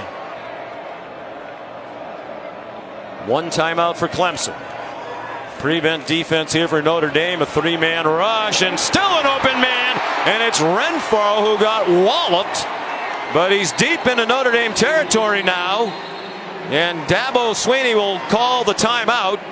They're going to mark the ball at the 34-yard line. Personal foul, roughing the passer, 99 defense. Wow. 15-yard penalty added to the end of the run, first down.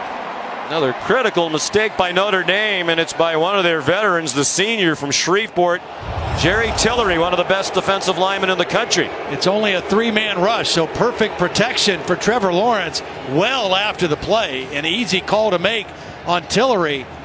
The route by Hunter Renfro was spectacular. The little out fake fooled the safety Gilman, who was victimized on this play again. The craftiness of Hunter Renfro running that post route against 2 deep safeties, and the big arm throw by Trevor Lawrence. And a huge penalty. Would have been borderline field goal range, about 51 yards for Hugel. We saw him miss a 49-yarder earlier. His season long is 49. But now they're in field goal range comfortably. So the question, Todd, that they're probably discussing, do you take the chance and run a play with no timeouts left in 9 seconds? Well, I think if you trust your quarterback, which I think they do, you maybe take one shot at the end zone. And then you settle for the field goal. And again, knowing you're going to get the ball to start the second half, which is super important.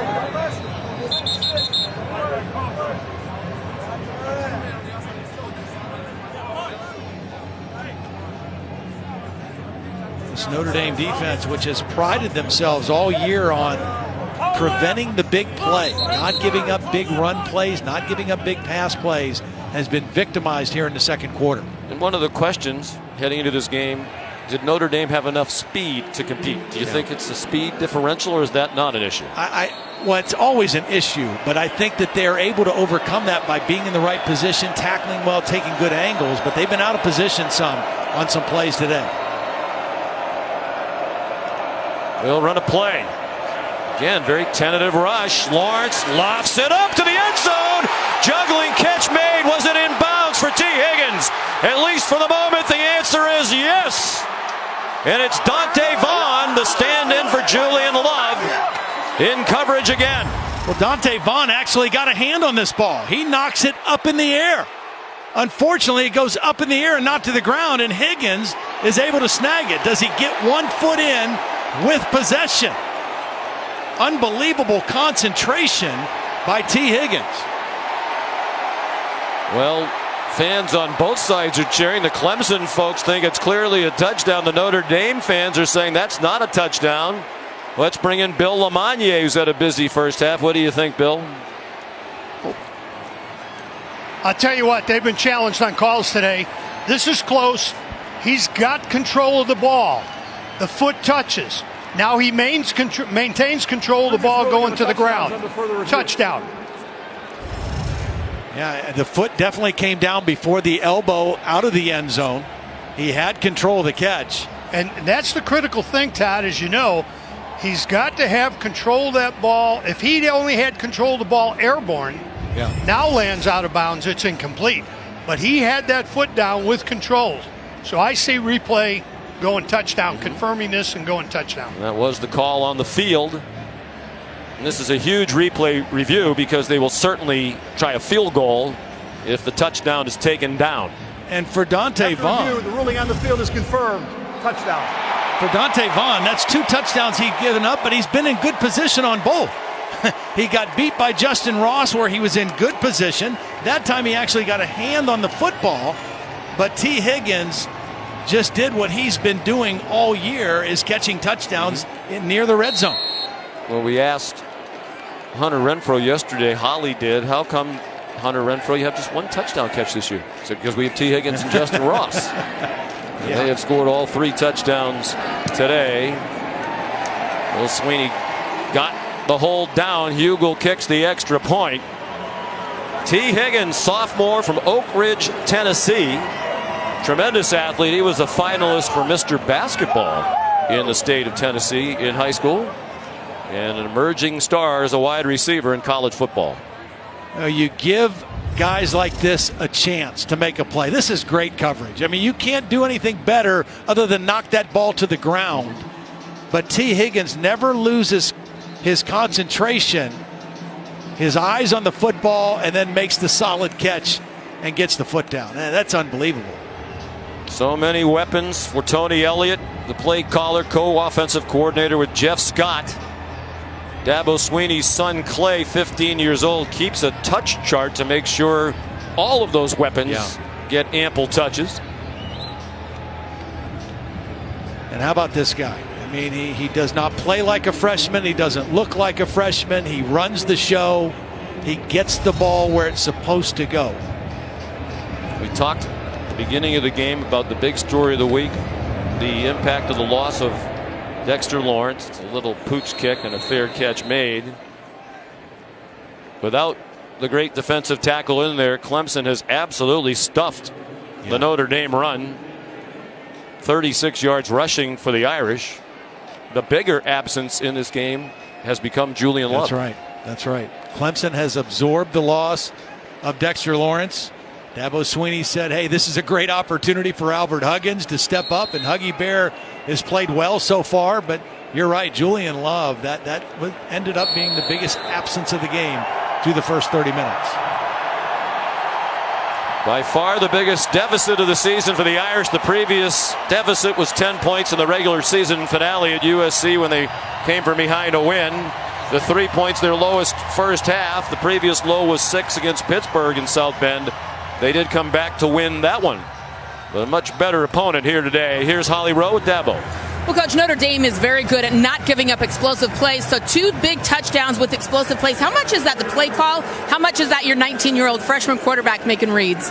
Well, I mean, it's you got to give him the play call for him to make the read. So we're staying aggressive. You know, we've just kind of hung in there with the run game. We haven't run it great, but I thought our quarterback run game kind of got us in rhythm a little bit. The drive before last. But, you know, we've gotten some one-on-ones. We've hit some balls when they played cover 2. We've hit some big balls over the middle. But our playmakers are making plays, and 16's one of them. So he's making good decisions. They gave us a one-on-one right there. But what a drive, 48 seconds with a timeout to go down. That's what it's all about. But, you know, we haven't played perfect. I mean, we've blocked, got a kick block. We dropped a kickoff return. So we got to go in here and clean up some things, and we can't give up on the run game. We got to find some rhythm and balance just to take a little pressure off of them. Thank you, Coach. You got it. Thank you. Tom? I love Dabo. Most coaches can't wait to run away. Thanks, Holly. Appreciate that. Brian, Julian Love out for the majority of that first half. A huge loss. What do you know about his status? Yeah, he was taken out of the game with a head injury. That's all I was told. So he was not back in the game. And, you know, we got to step up. They made 3 big plays in the passing game, and that's really the difference. We got to coach better. We got to play better in the second half. No, you hate to give up points before the half. How do you begin to overcome this deficit? Well, I mean, look, we got to make plays on offense. We've dropped the ball. We fumbled the football. We have not played well enough to be in this football game. So, you know, we've given Clemson a lot of opportunities here. We've got to play better football. So we have nobody to blame but ourselves. We can win this football game if we start to play better football, but we're run out of time. Appreciate it, Brian. Thanks. And the new positivity of Brian Kelly will probably be on display in that locker room at the half. The Indeed Halftime Report with Adnan, Jesse, and Joey coming up after these messages.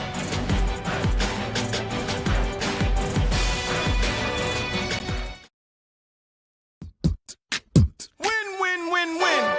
And the playoff is underway. It's a lot of contact. Justin Ross broke free from it. Touchdown, Clemson.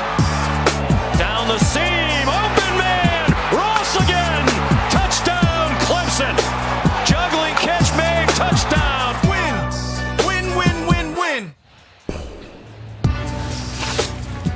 welcome you back to the college football playoff semifinals from the Goodyear Cotton Bowl Classic in Arlington, Texas. AT&T Stadium, the home of the Dallas Cowboys of the NFL. Clemson with a big second quarter leads Notre Dame 23-3 as we head to the second half. The winner on to the national championship game a week from Monday night in Santa Clara, California. Very impressive performance by Clemson, particularly in that second half, and clearly the injury in the secondary to Julian Love of Notre Dame really hurt. It really hurt because Notre Dame did a great job taking Travis Etienne out of the game, and Clemson said, okay, if you're going to do that, we're going to put the ball in the hands of our young quarterback. And I'll tell you what, that Dabo Swinney touch chart is perfect because he spread the ball all over the field. I mean, Justin Ross, 5 catches, Amari Rodgers, 6 catches, Renfro, 3, Higgins, 3, spread the football around and really started to attack that defense down the field. Trevor Lawrence, 3 touchdown passes, the college football playoff record for a semifinal game. The previous record was 2 in a semifinal held by 6 others. He threw for 264 yards and 3 touchdowns in the half, and they'll get the ball first, as we said. Justin Yoon to kick off.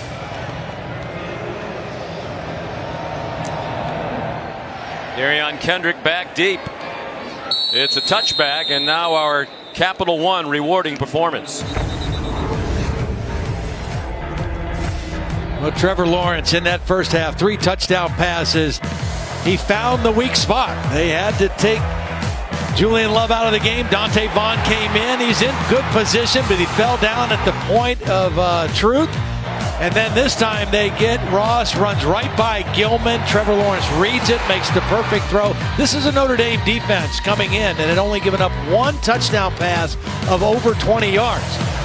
They gave up 3 in that second quarter as Trevor Lawrence got hot and diced them apart. Spectacular catch by T. Higgins on the third one.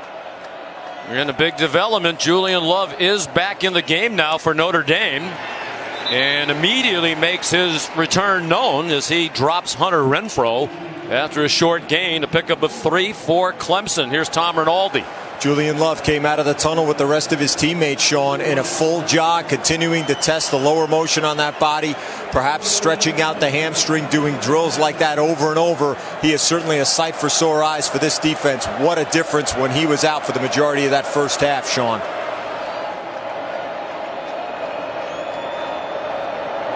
The game changed dramatically in the second quarter when he left. Clemson on target. Lawrence. T. Higgins trying to break free, fighting for every inch. And he's to the 47-yard line of Notre Dame. Gilman finally got him down, a gain of 25. See, Lawrence reads the linebacker. The linebacker still sits up on the tight end. He throws it right over his head to the crossing Higgins on the dig route. Just good patience and read. And again, the protection for Trevor Lawrence, outstanding.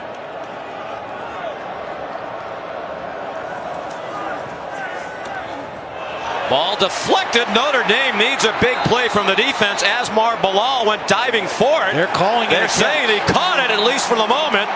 The official from the far sideline ran in and kind of half-heartedly pointed in that direction, and that after the conference, he did it with a bit more enthusiasm. Jonathan Bonner, another deflected pass. It's an RPO. They fake the run. Bonner gets his hand on it. Does he have control as he goes to the ground? Well, Bill LeMonnier, I don't want to jinx him because he's been all over it all day. What do you think, Bill? He started to have control, but that ball he does not have firmly. The point of the ball hits the ground, incomplete pass. Again, as we've said earlier, the ball can touch the ground as long as the receiver or defender has control as he's going to the ground. It doesn't appear that he has control of the football. While they review it, I want to go back to what Tom Rinaldi said about Julian Love, because there seemed to be some question about what his injury was. Was it a head injury? Was it a hamstring? We saw him grab the back of his leg when he first went out of the game. If it was a hamstring, why was he just sitting on the sideline watching? He kind of leisurely rode the bike and then he was sitting there. If that's what it is and there's a chance to get him back in, wouldn't you take him somewhere and be giving him as much treatment nonstop as you need to get him back out more urgently? Yeah. Well, I think the fact that we just don't have enough information to know what the situation truly was it's kind of hard to speculate. It is good to see him back on the field because not only is he their best cover corner, but he's one of those 6 defenders on this defense with over 25 games of starting experience and one of the real leaders of this group. No doubt. 34 consecutive starts tonight. Tom, can you elaborate? I know that Brian Kelly referred to it as a head injury, yes. Clearly, Sean, but when he emerged out of that tent after between 15 and 20 minutes of treatment of real time, he continued to do drills, crouching down, trying to stretch out the hamstring on both sides. That's what perhaps indicated more than anything else, as well as pregame when Julian Love was off by himself, continuing to stretch long before the rest of the team goes through their customary drills. So that's what perhaps indicated After review, the defender never maintained possession throughout the catch. Ball hit the ground between his hands, therefore it's an incomplete pass. Ball will be returned to the previous spot where it'll be second down. Please reset the game clock to 13:53. 13:53. Well, outstanding job by Bill Lamagna in the booth with us, and outstanding job by the replay officials because they have been right on it every single call. So the ball stays with Trevor Lawrence and Clemson. And just to reiterate the importance of Julian Love, first team All-American. Yeah. The all-time leader in Notre Dame at passes broken up. Also holds the single season mark. He had 20 of them last year. 3 career defensive touchdowns. Only Tom Zibikowski has had more in the history of Notre Dame football. Etienne spins ahead for a yard. Tavon Coney in on the stop. It'll be third down, and third down was the key for Clemson in that second quarter. They're 6 out of 10 for the game. And 9 of those 10 third down plays, they threw the football. I would expect a throw here on third down and 9. Trevor Lawrence, 264 through the air at the half. That is the Cotton Bowl Classic halftime record. The previous mark, 245 by Baylor's Bryce Petty against Michigan State in 2015. A Notre Dame blitz. Lawrence has time, launches one up in the air, some contact. T. Higgins, the intended receiver, no flag. Troy Pride had excellent coverage. The junior from Greer, South Carolina, who was excited to play against his home state university, Clemson. Gets right in the hip pocket. There is contact. He reads the eyes of the receiver, then rips up through the hands as the ball's coming to Higgins. It's pretty good coverage, I think, by Troy Pride. I like that there was no call there. Brian Polian, the Notre Dame special teams coach, said one of the things you have to watch out for, particularly in big games, is fakes in special teams. With a big lead here, you would think they would play it conservatively, and Will Spires does punt it away, and Chris Fink makes a fair catch inside the 13-yard line. College football playoff national championship weekend in the Bay Area. That's going to be the place to be, whether your favorite team is playing or not. You can learn more about the events and festivities planned for CFP's championship campus at collegefootballplayoff.com. Don't miss out on the biggest weekend of the college football season. National championship game a week from Monday night in Santa Clara, California at Levi's Stadium, the home of the San Francisco 49ers. Can Ian Book get this offense going? He's chopped down after a 2-yard run by Kayvon Wallace. Let's check in with Holly Rowe. Well, everybody wanted to know how Clemson would absorb the loss of Dexter Lawrence, their great defensive tackle, and they've done it by committee. I've seen 3 different guys rotate in at his position, and as many as 8 on the defensive front. Clemson has rotated a lot all year. They're continuing that same tradition. Guys are fresh, and they've held up pretty well without Big Dex.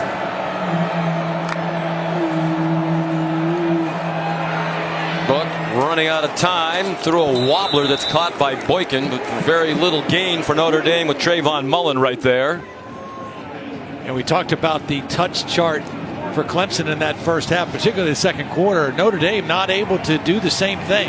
They have not been able to get the ball in the hands of their playmakers. They're 3 out of 9 on third down. This is an area of the field where you think Chris Fink needs to kind of make a play for Notre Dame. They bring him in motion. 4-man rush. Book trying to run for it. Dives to the line to make. Venables at the top of your screen. Can't believe it.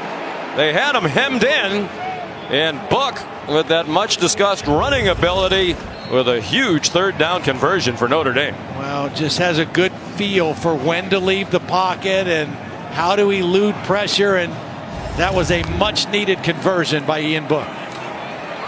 Spins away from the rush. He's going to run again, and he runs out of bounds with an 8-yard gain. We talked to Ian Book yesterday, Todd. He said he really watches closely and admires Aaron Rodgers, Baker Mayfield, but particularly Drew Brees. Yeah. And when you watch him play, similar height, similar athletic ability, very accurate. I mean, anybody would have a long way to go to beat Drew Brees. Yeah. But you can see the comparisons. Play fake, and he's trying to get it to Boykin, who's trying to sell a flag, and he'll get it from A.J. Terrell. Tommy Reese, the quarterback coach, former Notre Dame quarterback, said to him, "Why can't you beat Drew Brees?" And Book said, "If I'm going to beat Drew Brees, I need to study more, because so much of Drew's success is cerebral." Defense number 8, 15-yard penalty for the previous spot, automatic first down. They need him to start playing like Drew Brees right now. Working on Terrell down the bottom of the screen, short side of the field, and a little bit of a sell job by Boykin, but he gets the call. That's from referee Pat Cam, and plenty of flags, so there was consensus among the officials. I think they got to find a way to get Dexter Williams involved. Running it has not been the answer. Maybe a little screen pass or something to get him the football. They give it to him on a draw, and that worked well. Chopped down by A.J. Terrell. He's just too valuable of a part of your offense and too much of a big play potential player to be quiet in a game like this. Huge part of their undefeated regular season, Dexter Williams. Hope you had a chance to see the great piece about Dexter and his family on game day this morning by Gene Wojciechowski. Book runs again for a first down. Dexter's parents are here. Cheryl on the right of your screen, Dad Leonard. Cheryl, 60 years old, battling 2 different diseases that could claim her life. Doctors have told her she probably will not live more than 5 more years. She's defeated the odds a few times, hoping to cheer for a Notre Dame touchdown, but Boykin had it batted away by A.J. Terrell. Well, Ian Book underthrows this ball just barely. Boykin's got the separation. Throw that ball out, and it's a touchdown. Because it was underthrown, Terrell was able to get a hand back in there and knock it away. If he throws that ball to the middle of the end zone, it's a touchdown for Miles Boykin. The Irish fans watching the replay on the enormous video screen overhead that gets everybody's attention in this building. They wanted another flag. They didn't get it. Very quick jump across the line. Bryant got to Book. He got the ball away to Williams, but he's dropped for a greater loss by Isaiah Simmons. Yeah. Boy, it looked live like Bryant might have been offside. If not, he timed that perfectly. Yeah, Robert Hainsey had no chance. Defense number 7. Yeah, you're right. I mean, it was. Repeat second down. He definitely got a head start on Robert Hainsey. Right here he is, working on the right tackle, anticipating the snap. And a much more manageable situation for Ian Book and the Notre Dame offense now at second down. And 10 minutes to go, third quarter. Boykin has been targeted 8 times in the game, only 3 catches so far. Trying to take advantage of that height. Book zings one for a short gain. Alizé Mack, and an excellent tackle by Kayvon Wallace. Third down and 2 and perhaps 4 down territory. The way this game is going, you have to think Brian Kelly wouldn't believe a field goal is worth much right now. 2 tight end set, a run formation here on 3rd and short. It's a fake to Dexter Williams, and whistles blow it down.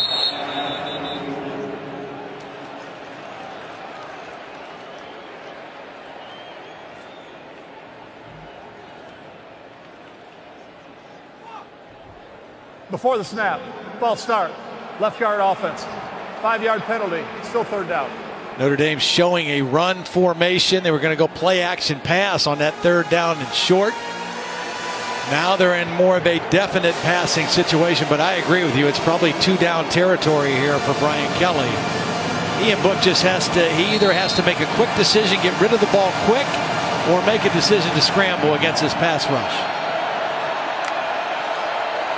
4-man rush, but Book in trouble again in town. Another loss of 2.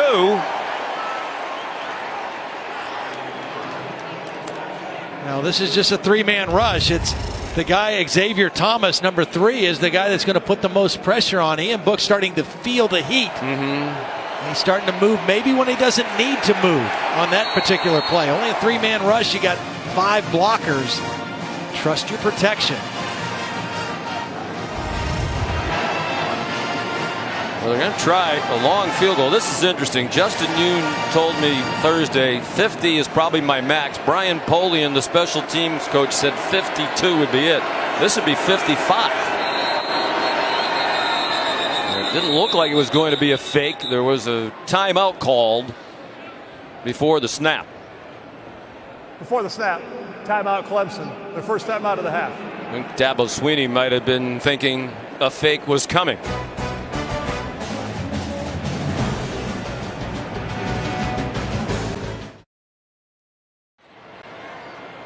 Aerial coverage provided by Goodyear. Whether the drive is 1 yard or 100, it's hard work, determination, and grit that help you score. Goodyear, more driven. After the Clemson timeout, Brian Kelly has taken the field goal team off and has sent the punter, Tyler Newsome, out there on 4th down and 9 at the Clemson 37-yard line.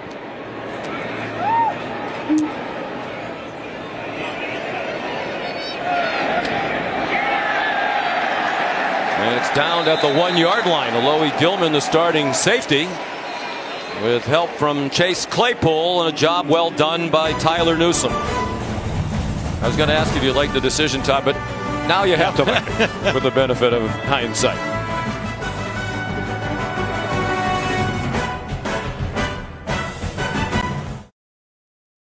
The Goodyear Cotton Bowl Classic, brought to you by Taco Bell's new Cravings Value Menu. Value beyond belief. Northwestern Mutual. Spend your life living. And Experian.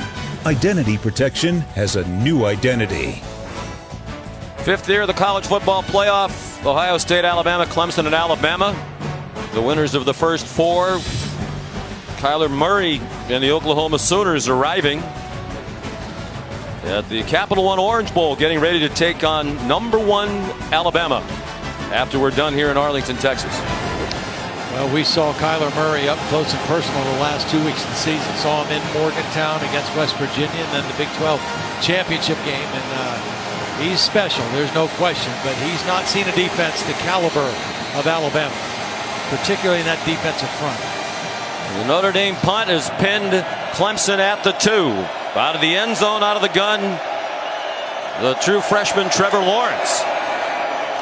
Travis Etienne almost broke free. Alohi Gilman, the safety, up around the line of scrimmage, stopped it after a gain of a couple. Rare quiet day for Etienne. Just 23 yards on 9 carries. 2.6 average, came in averaging over 8 yards per carry, 8.3. The way Gilman flies up there to stop the run, he's very susceptible to a play action fake and a throw deep. He's creeping up close to the right end of Lawrence, who zings one on target for a first down. 6th catch for Justin Ross. That is a new single game high in this his freshman year.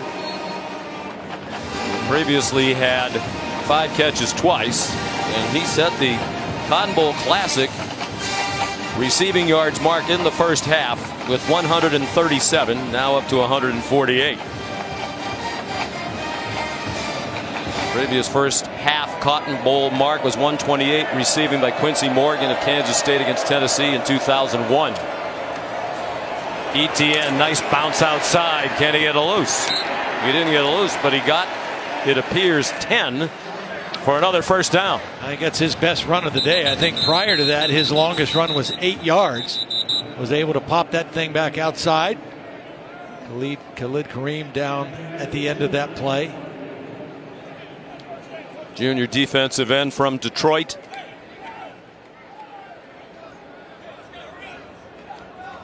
.706 to go in the third quarter.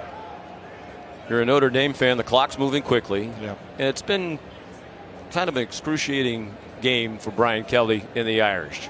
You think of all the little things that looked like they were going to go their way that haven't. The kickoff fumble by Clemson in the first half by Kendrick. Looks like they've recovered. Notre Dame did deep in territory. The replay review took the ball back to Clemson. Rightly so, it seemed. Yeah. Ian Book looked like he was going to get away with a fumble. Then after the replay review, he didn't. Well, and I think Brian Kelly was exactly right when he told Tom coming off the field at halftime. We're not playing good enough football. Right. We're capable of winning this game in terms of how we can play. Are We're they not though? playing good enough. Do you think they are? I think they have to play as close to a perfect game. I do think, that's why I said in the beginning, their margin for error is small in a game like this. But I think they are a good football team, good enough to win if they play their game. On 1st and 10, the fake ETN. Coney, the linebacker, blitzing, and it pays off for Notre Dame. Jason Ademilola is in there as well. Ademilola is a true freshman, number 57. There's Coney here. He's been flirting with it. He shows blitz. Sometimes he comes, sometimes he doesn't. Runs right through ETN. That forces Trevor Lawrence to step up in the pocket. And good pressure that time. Heinisch and Coney with the good play. A loss of 7.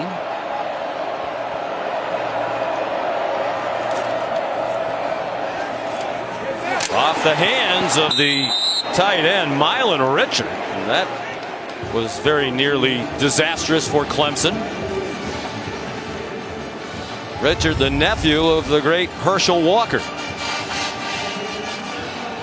All kind of comes fluttering out of there. Not typically what you see from Trevor Lawrence. A little bit high.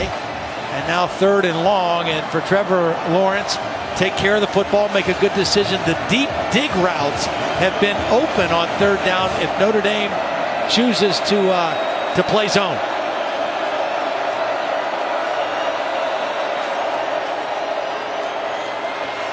Flushed from the pocket. Lawrence chased again by Ogundeje, and he threw it away. Well, and Khalid Kareem, who was out a play or two ago, back on the field and part of the guy giving chase there, and a nice stop on 3rd down. Todd, is there any psychology at work right now? We read all week, all month leading up to the game. Notre Dame had a very rough recent history in BCS and New Year's Six bowl games. Right. They've lost the last 5, all of them one-sided, including that national championship game. This team has consistently said that's in the past. We weren't there for any of that. But is that a factor to overcome tonight psychologically for Notre Dame, do you think? I don't think it is, because like you said, it's a completely different team. I mean, they're being outplayed. And we said all along that Clemson and Alabama are clearly the 2 best teams in college football, and they're getting beat by a better team right now. 42-yard punt by Will Spires.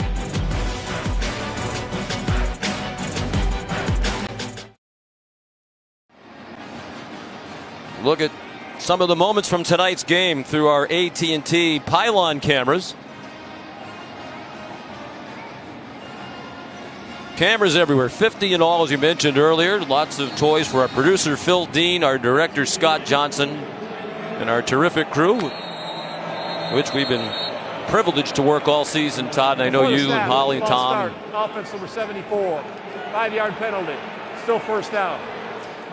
All want to send our best wishes along to our great pal and such an important part of our group, Jim Birch, our operations producer, who's at home recovering from some recent surgery. And we are all certainly thinking of Jim here tonight. Yeah, nobody better than Amen Jim. to that.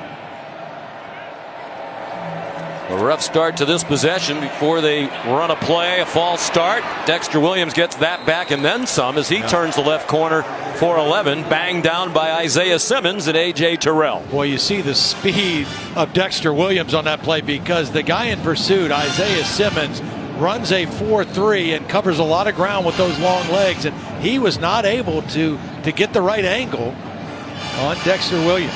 He's the fastest player on their team. Yeah. And he's 6'2", 235 pounds. 40.5-inch vertical.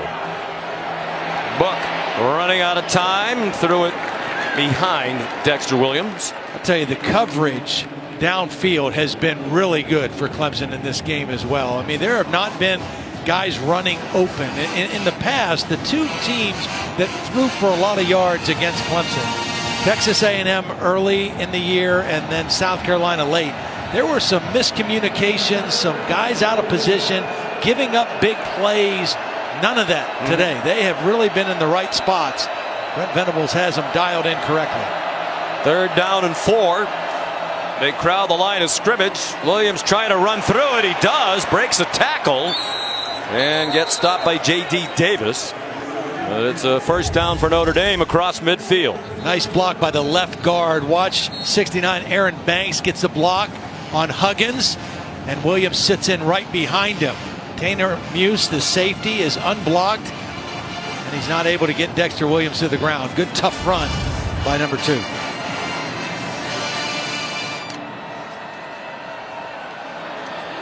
Time for Book, one of the few times today, and he's on target. Miles Boykin yanked down by Tanner Muse, and a gain of 20 for Notre Dame. Nice little combination route. Watch the tight end hold the corner, Terrell, and opens up a hole between the corner and the safety. And Ian Book gets the ball to Boykin. Boykin, the leading receiver in the game, his 4th catch now.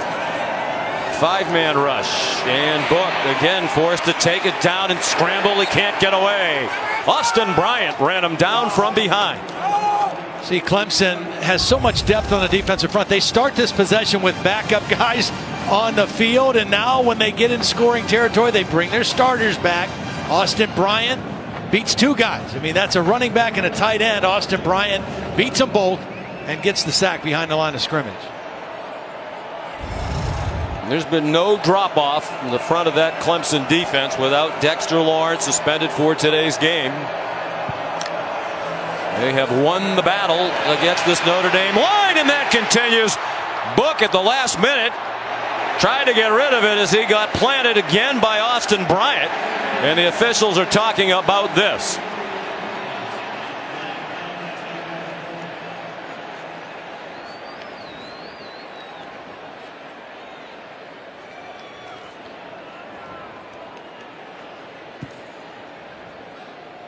There's no foul for intentional grounding. The quarterback's knee was on the ground prior to the pass.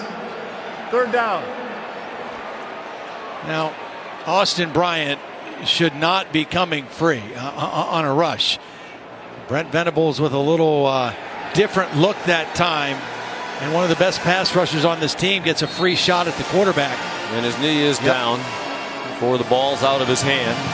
Clemson, true to who they've been, 15 times in this game they've rushed more than 4 guys. They like to put pressure on the quarterback, especially on 3rd down. And it is affecting Book noticeably more antsy than usual. His pass intercepted, picked off by Nolan Turner with some blockers, and knocked down by Chris Fink at the 44-yard line.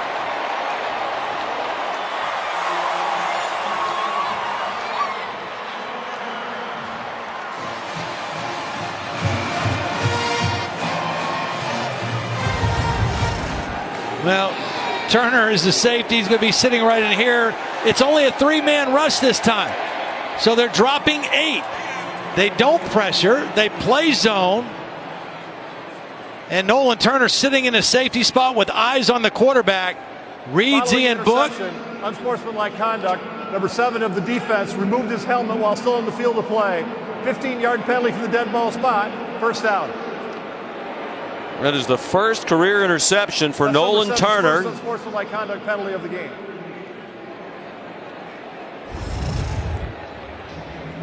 Third down and long.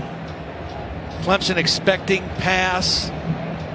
Play before they blitz. That time they played zone, and Turner with the big interception. He's the son of Kevin Turner, played at Alabama, was a teammate of Dabo Swinney. Kevin Turner played in the NFL for the New England Patriots, died of ALS. And when he was near death, Dabo Swinney promised him he would take care of his son. And Turner's in a great place to be surrounded by supportive and loving people at Clemson, that's for certain. Travis Etienne, the ball carrier, and Jameer Jones made the stop. And what Notre Dame has to be aware of right now and guard against is defensively, they're obviously a little fatigued, a little frustrated. This is when Travis Etienne has the ability to break a tackle and break a long run. They've had him bottled up the whole game. Lawrence ran very close to the line of scrimmage in RPO. The completion to DeAndre Overton near the first down. Here's Holly Rowe. A huge development for this Clemson offense. Their leading receiver in this game, Justin Ross, has been in the injury tent for about 5 minutes. He came out of the game holding the back of his right knee. I also noticed that they have taped up his right ankle. He came out of the tent, has been trying to put some weight and pressure on it over on the sidelines with calf races and running. But also T. Higgins is over on the sideline trying to run out a little something right now, a little bit hobbled. So down 2 receivers at this moment. Play just short of the first down. Dabo won the penalty right in front of him for a late hit. Etienne explodes through the hole. One man with a chance to stop him, Jalen Elliott, and he will not. Touchdown, Clemson, 62 yards in a blur.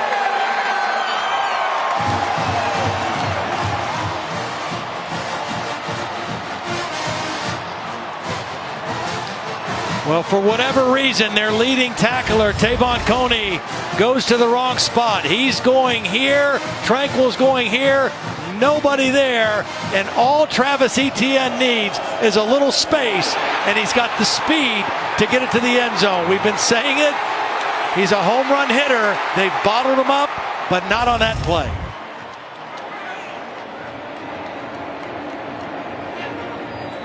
High snap. Will Sweeney got it down, and Greg Hugel knocked it through.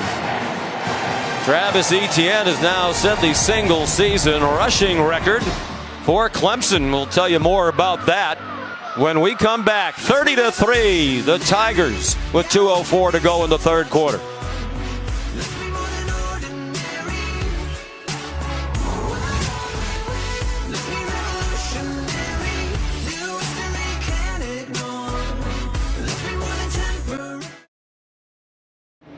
Single season school rushing record, 1,564 yards now for Travis Etienne. The previous mark was 1,527 by Wayne Gallman in 2015.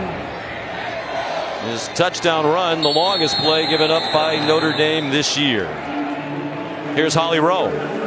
Last year at this time, Travis Etienne was a freshman, and he was not at his best in that college football playoff semifinal. His offensive coordinator, Tony Elliott, met with him in January and said, look, man, you faded on me through the end of that season. You weren't mentally and physically prepared. And Travis admitted that that was true. So this year, he's dedicated himself much more to the weight room. He's been able to devote more time to being in shape, being mentally and physically prepared, and more importantly, protecting his quarterback and being on top of all the pass protection stuff. Etienne, now the single season record holder, he has not faded on Tony Elliott. Indeed, he has not. Breaks tackles, as you said, Holly, blocks better, and Tony Elliott even joked with us that Travis now will walk into some meetings with a very tight shirt, kind of proud of the body that he constructed in the offseason in the weight room. Well, I think the other thing, and all that has definitely benefited him, but again, the way they rotate their backs, they keep him fresh. That was only his 12th carry in the football game. Dexter Williams up the middle for a first down, chopped down by Nolan Turner. The Etienne family here from not far away in Jennings, Louisiana. Yeah. Jennings. Yeah, go ahead. Small town. There's Donetta. Big part of her son's life. Great football fan. And a part of his decision to go to Clemson. He was the last player to commit in his recruiting class to Clemson. He thought about it for a long time. I think Donetta said that she thought there were going to be 100 family members here. A lot of his family is from the Houston area. Jennings is a small town off of I-10 right between New Orleans and Houston. A lot of his supporters here. And again, his game against Alabama did not go well in the Sugar Bowl last year. much different result for them. And Williams just buried again. They have been dominated at the line of scrimmage, and right now Notre Dame being dominated by backups.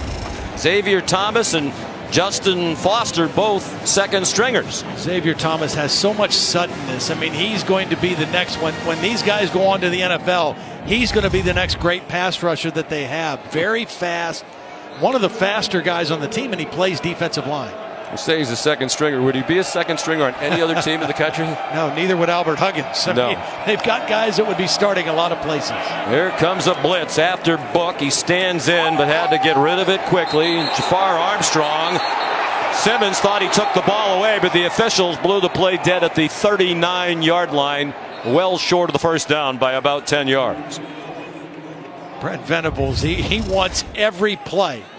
They have really played well today. Well schooled. He does rip the ball out. Is there any, do they call forward progress? I mean, he's not down to the ground, but this is a great play by Simmons, ripping the ball out. This might be another one of those excruciating developments for the Fighting Irish. Brent Venables. Yeah. He can't advance the ball, but he certainly looks like he got possession of the football. I think we've seen a couple of examples why, and they'll bring another replay review. Prior to the clock expiring, timeout Clemson. The second timeout of the half. Please reset the game clock to 6 seconds. 6 seconds. There have been a lot of questions about why hasn't Brent Venables taken a head coaching job. He certainly had the opportunity to have several. And Dabo Swinney said he is so competitive, Venables, that he's not going to go someplace where you're going to lose at the beginning. Right. He can't stand to lose. He's been a Division I full-time assistant for 23 years. He's never had a losing season. Well, and I also read a quote from Brent. He said, look, I like a challenge as much as anybody, but I've got everything that I need, want, or desire in Clemson right now. He's got a son on the football team who promised he'd stick around. He's got a younger son who is a junior who's already been offered a scholarship by Clemson. So, I mean, that's a big part of the quality of life that means a lot to him and a lot of the coaches on this Clemson staff. Can we give you one more that makes it an easy decision? What's that? He makes $2.2 million to be the defensive coordinator. It's not like the old days where guys took a head coaching job because the difference in the money made it necessary almost to take it. These assistant coaches, he's the second highest paid assistant in the country behind LSU's defensive coordinator Dave Aranda, who makes $2.5 million.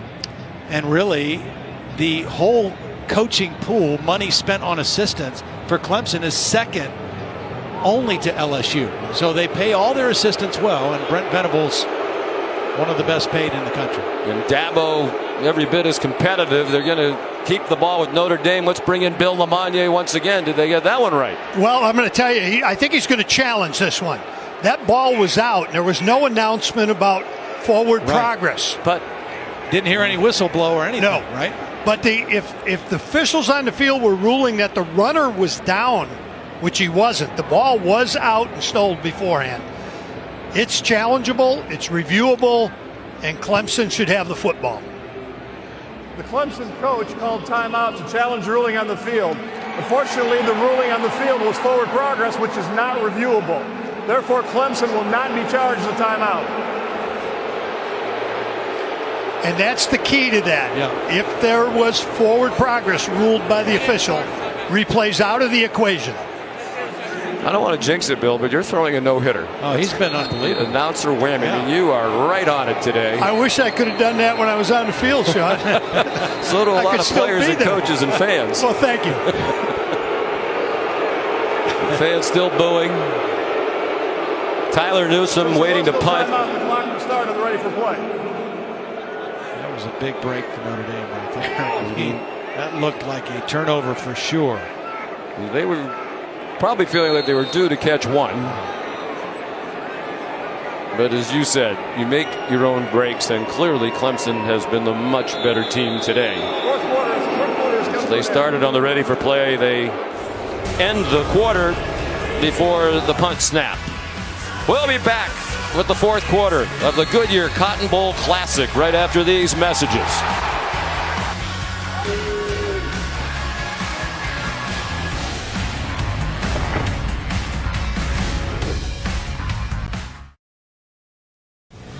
The National Championship Trophy presented by Dr. Pepper. It's in Miami tonight for the Capital One Orange Bowl coming up next.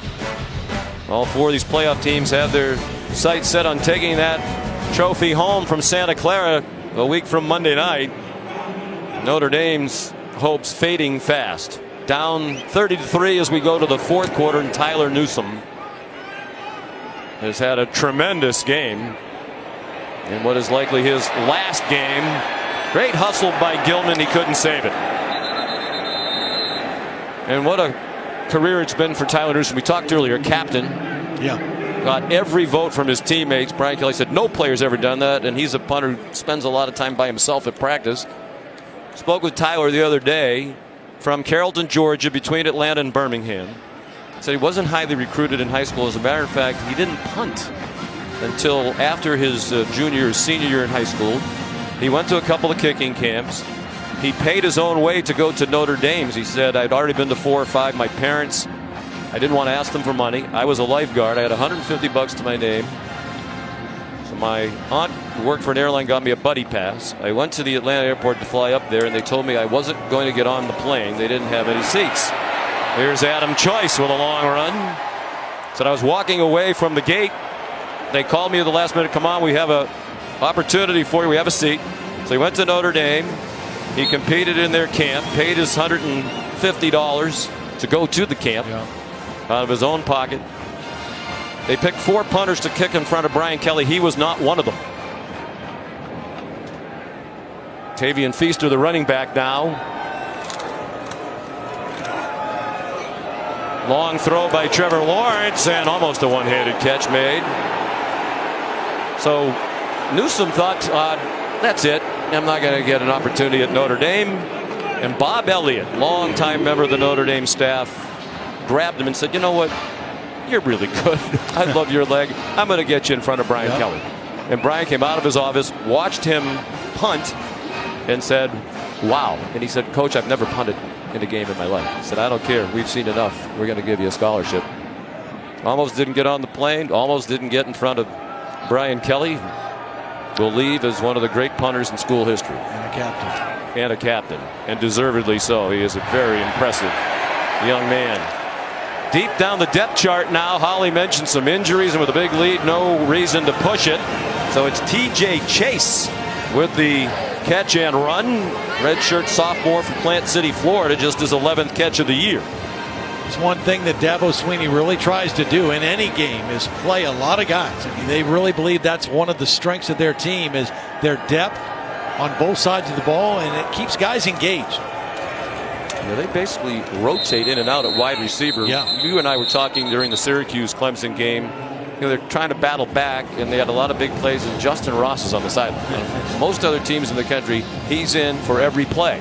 But they have such talent and depth that they can stick to the rotations and keep people fresh.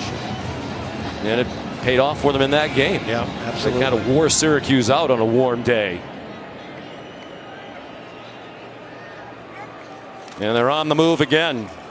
Tavian Feaster. Well, and I think part of that culture that we talked about with Dabo Swinney and Clemson, that part of that is guys know they're going to get a chance to play. If they do the right thing, if they work hard, if they're right in the classroom, they work hard in practice, they're going to get onto the field. And a lot of times with that position at wide receiver, what you see is you have certain guys in on running plays and you bring your studs in on passing plays, and he doesn't do that. I mean, he was a former walk-on wide receiver himself. He knows that route, and those guys all get in on whatever the play is.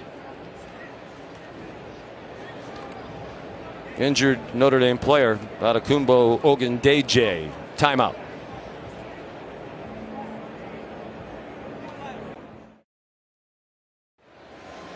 They're on the field warming up now down in South Florida for the Capital One Orange Bowl, and all eyes on Tua Tagovailoa. How is he moving around on that injured ankle? Warm-up shots we've seen make it look like he is moving well, getting ready to take on Oklahoma with a kickoff at 8:10 Eastern time, so we're under an hour away. On 3rd down and 2, Tavian Feaster, 1st down and more for Clemson. Dragged down by Drew Tranquil. Here's Holly Rowe. Well, Maria Taylor, who will be covering Alabama in that next game, said that the athletic trainer Jeff Allen said the problem with Tua injuring his left ankle and being a left-handed quarterback is he has to generate power and rotation with his left leg. The rotation was bothering Tua at first, but he said after last Wednesday's practice, it's finally coming back and his lateral movement is getting much better. Yeah, my only concern would be not him planting or throwing, because I think he's progressed with that, is what's it going to be like the first time he gets hit, or the first time he gets hit low on that left leg in the game. That'll be interesting to watch tonight. TJ Chase taken down by Jalen Elliott. And one of the stories of the year was Jalen Hurts riding it out after losing his starting job at 26-2. I thought it was the best. There and then I thought it was the best story. Them. I thought it was the best story in college football this season. I really did. I mean, in the same stadium that he lost it, 11 months later, he's back on the stage to win the game for his team. Mercedes-Benz Stadium, where Tua Tagovailoa led the comeback in the national championship at the end of last season. Jalen Hurts brought them back against Georgia in the SEC title game. Feaster stopped at the 20-yard line by Jonathan Bonner. You know, this is probably the last possession we will see the starting offensive line for Clemson. I really want to tip my hat to them, because as I've watched them this year, and this is the 4th year in a row Clemson's been in the playoffs, this is the best offensive line they've had of any of their playoff teams. They've always had great skill guys, but this is the most physical group up front that they've had, and they have kind of controlled things here in the second half. Low throw by Lawrence, and it cost them the first down. Travion Thompson the catch. When we spoke with Tony Elliott yesterday, or Thursday I guess it was, he said we really became a legitimate national championship contending team when the offensive line improved. So that was the thing that was really holding us back.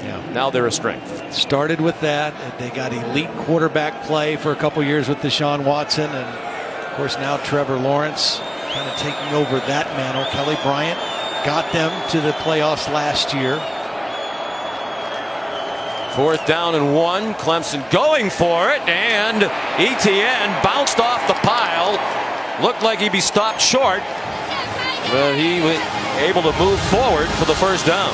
This is what makes him a different runner. Watch this play. He's just going to get hit right at the point of attack. But if you don't wrap him up, he's a different runner. Much more lower body strength than he had a year ago. Averaged 4 yards after contact per carry this season. Just a more physical runner, and runs much stronger. When you see him in person, you say, boy, he's not very big, but he looks big on film, and he runs big on the field. They flip it to Will Sweeney, one of Dabo and Kathleen's children. Tavon Coney made the tackle. See, I wonder if that's like Tony Elliott saying, okay, this one's for you, coach.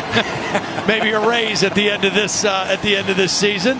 We asked Tony Elliott the other day, how involved is Dabo? Because every now and then you see him looking at the play sheet, offering opinions. He said, well, he lets me call the plays, but he does offer opinions, and he's my boss, and I like to keep the boss happy. So a lot of times I act upon his opinions and suggestions.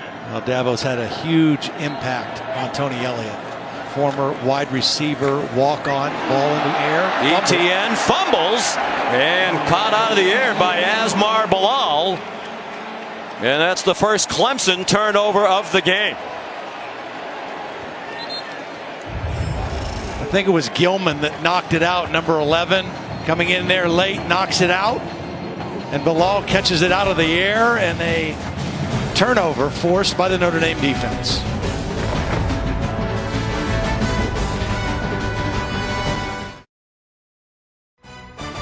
The Goodyear Cotton Bowl Classic, brought to you by Goodyear. Hardworking tires that deliver blimp-worthy performance. AT&T, more for your thing, that's our thing. And Ford, built Ford proud.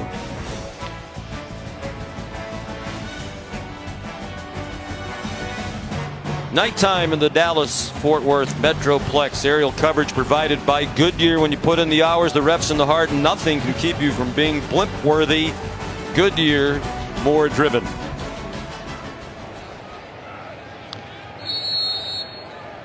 Huge first half for Justin Ross. He's been a spectator here in the second half, and Ian Book is buried by Shaq Smith, listed as a third-string linebacker for Clemson, redshirt sophomore from Baltimore. Well, he's got fresh legs. Watch him just run right over Dexter Williams. Dexter Williams trying to pass protect, gets run over. All backups in the game now for Clemson's defense that has dominated the action. Like a design quarterback draw for Ian Book, who's taken a lot of shots today, been pressured throughout, and is fighting valiantly. His predecessor at quarterback, Brandon Wimbush, has been reported to be transferring. Brian Kelly confirmed that to us yesterday. Played with great distinction for Notre Dame, and Brian Kelly said he will always fondly be remembered at Notre Dame, what he did both on and off the field, and he has a year of eligibility left. They did not disclose where he is going. Brian Kelly says he does know where Wimbush is going, so apparently that decision has been made. We've heard rumors, but we're not really in the business of repeating rumors. If you want to, they'll go ahead. No, I will not. We do know that Kelly Bryant has made his decision to go to Missouri. Brandon Wimbush will end up somewhere. Jalen Hurts will end up somewhere in all likelihood next year. Fourth down conversion. Dexter Williams. This Clemson defense, again, we're seeing a lot of backups rotating through there, but coming into the game, led the nation in yards per carry, run defense. They held 9 opponents to under 300 yards of total offense. This is about to be the 10th, the way things are going. 7 opponents under 100 yards rushing. Notre Dame sitting there with 90 yards rushing right now. And the 3 points the Irish have on the board, that would be their fewest ever in a bowl game. This is officially their 35th bowl game. If it stays this way, but they have depth. They have so many players who are second and third stringers. Albert Huggins, who got a lot of attention because he was moving in for Dexter Lawrence today, and they're the numbers that we were talking about. The previous low in a bowl game for Notre Dame, 6 points twice. Book sidestepped the rush and throws it away. Albert Huggins, as you said earlier, he's going to be drafted even though he doesn't start. He plays behind 2 All-Americans. He was the South Carolina State Player of the Year when he was in high school. Yeah, highly recruited guy, highly touted, came to Clemson, knew there'd be competition, and has had to kind of wait his turn. Now, here's the deal. Even though he's a backup, he's played a lot of snaps because he would rotate in with Dexter Lawrence. Dexter's a guy that would come in on rundowns, and they keep both of those guys fresh. So Dexter averaged 36 snaps a game. Albert Huggins averaged 20 snaps a game. High throw by Book off the hands of Claypool. Xavier Thomas, the freshman you mentioned, he's a backup. Yeah. He was the number 4 ranked player in the country at any position coming out of high school last year out of Florence, South Carolina. You and I, and you're going to have to help me with the name, we did the West Virginia game. They have a defensive lineman who's a graduate transfer for 1 year at West Virginia. And Tony Gibson, the defensive coordinator, said, yeah, he's a transfer from Clemson. He was the 5th defensive lineman at Clemson, which means he's about the 12th best defensive lineman in the country. He was sure good for them. I mean, he was a good fit for West Virginia, that's for sure.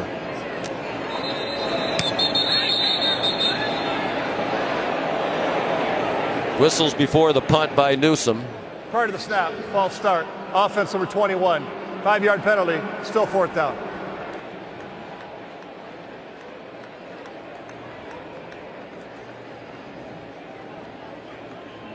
Brian Polian, the special teams coach. Please reset the game One clock of to the 7:02. best in the country, former head coach at Nevada. He'll get another opportunity. We heard through the grapevine that he turned down one this offseason. Son of the great Bill Polian, NFL Hall of Famer, builder of several terrific teams in the NFL. And our much loved and respected colleague at ESPN. Jabril Robinson is the guy we were thinking about. You're the left best. Clemson and went to West Virginia. You're the best, but the internet is probably better. Faster.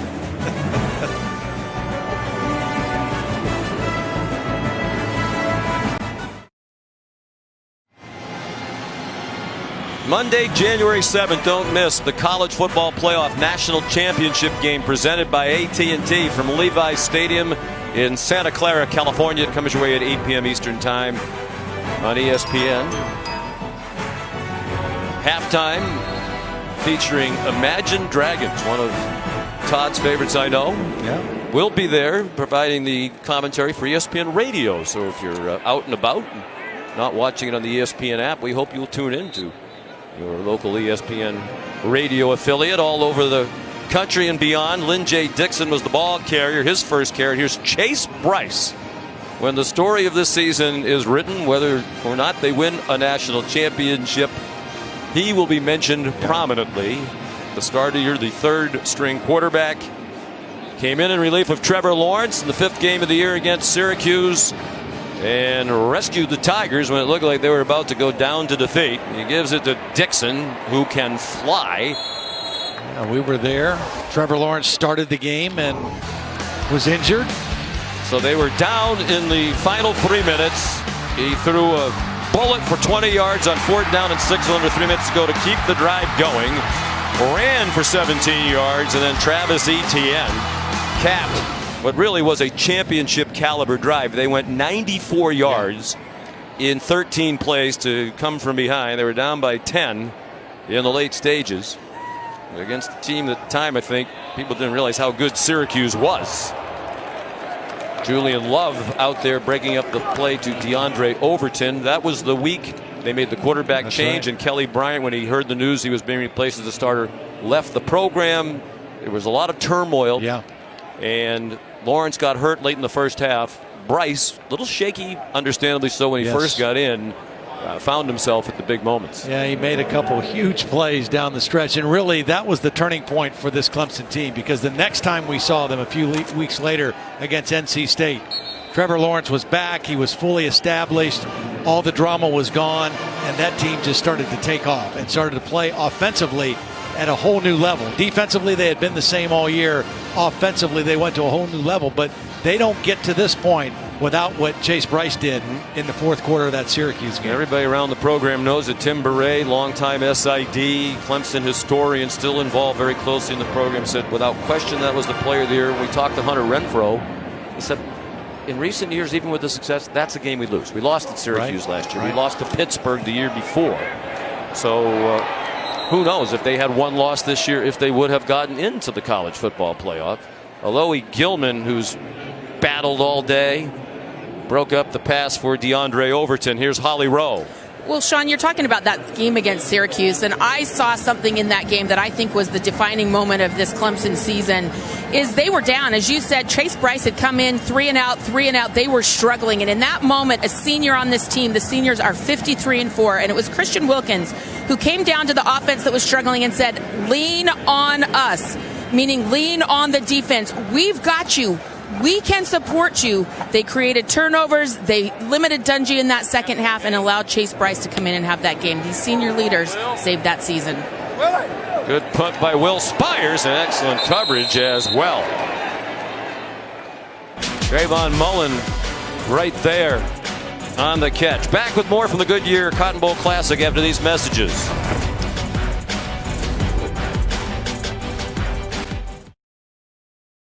Time for tonight's AT&T's giving their best.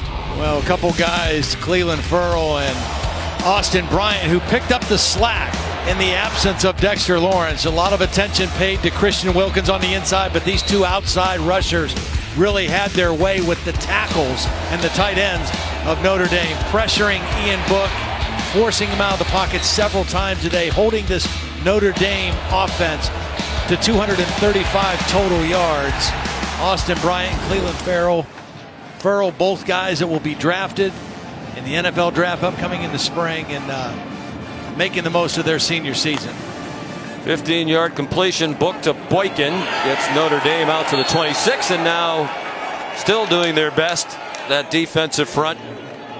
Justin Foster, with Ferrell now watching from the sideline. Even without Dexter Lawrence, they are still the best defensive line in the country. You know, there's Christian Wilkins talking to Dexter Lawrence. No greater leader on this football team than Christian Wilkins. And just We were talking about Chase Bryce and talking about the quarterback change to Trevor Lawrence, and that week that we were there, and one story that we found out about that I think is one of the greatest stories about Christian Wilkins is Thursday of that week, after Kelly Bryant had made his decision and left the team, Christian Wilkins took Trevor Lawrence to breakfast and just wanted to just kind of see where his head was, make sure he was okay, and he felt comfortable that Trevor was in a good place. And for Trevor, it was such a confidence thing for him, knowing that, okay, this guy's got my back, you know, and the defense is behind me, and the change. And again, after that game, this team took off and achieved new heights. And Dabo Swinney says,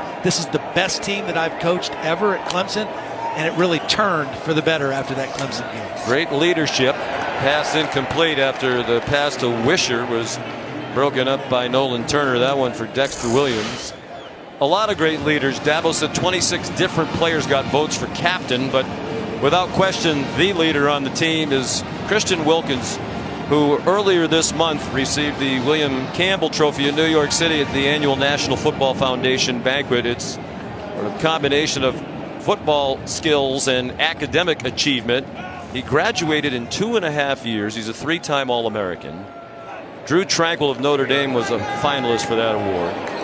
And he said when he met Wilkins in New York City, he couldn't believe how impressive he was. Yeah. He said he's a superstar, but he is as regular and down-to-earth a person as you'd ever come across. From Springfield, Massachusetts, overcome a lot of adversity in his life, including the shooting death of his grandfather in an accident. He is a very impressive young man, and they're going on to play for a national championship. That's why he and Bryant and Furl all decided to come back when all three of them could have left. The Clemson fans like you in the Taco Bell Live Moss student section. And very cool to see. Not only did they come back and it pay off and the success, but they all stayed healthy. They played every game. It's just a great story. And I don't think there's anybody, and Dabo Swinney told us this, nobody that epitomizes a student athlete and maximizing the experience of being a college football player like Christian Wilkins. Everything that he's been a part of on the field, off the field. He's a substitute teacher in a kindergarten class. Did a little bit of everything during his time at Clemson and built wonderful relationships. Darian Rencher had a carry. Lynn J. Dixon, the ball carrier. And that goes back to what we were talking about the culture. Yeah. You know, a lot of times coaches try to give us spin in our meetings. They talk about we're establishing this, that, and the other thing. But when you go to Clemson, we've been there several times now. Yeah, it's real. It's real. Genuine, and it starts authentic. with this man who became the head coach 10 years ago. A lot of Clemson fans didn't like it. He was named the interim coach after 6 games, 2008 season, took over for Tommy Bowden. Had never even been a coordinator, was the wide receiver coach. Terry Don Phillips, the athletic director, believed in him, and that belief has been rewarded big time. Chase Bryce, a long and tough run of 18 yards.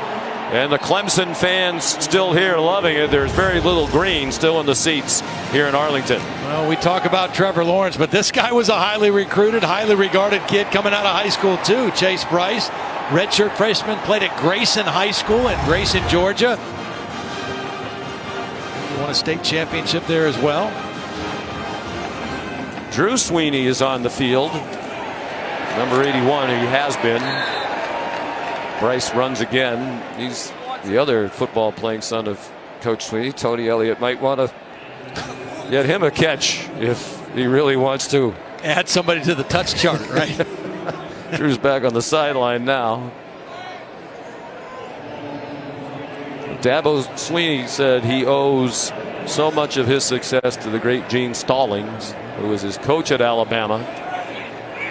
Gave him a chance. Dabo was a walk-on, overcame some very difficult times of his own as he was growing up. Gene Stallings put him on scholarship. He said that was huge for me. And then when Dabo graduated, he had a job in the hospital administration world. Had no interest in coaching. He said, I just went by spring practice one day. The team was out there, and Coach Stallings came over and said, Dabo, you should get a master's degree. I have a graduate assistantship. You'll start in July. Dabo said, well, they're getting assistant coaches with the Gatorade. Dabo said, Coach, no thanks. I have a great job, $35,000. I'm about to get married and start what I want to do. And Gene Stallings said, Dabo, I don't think you heard me.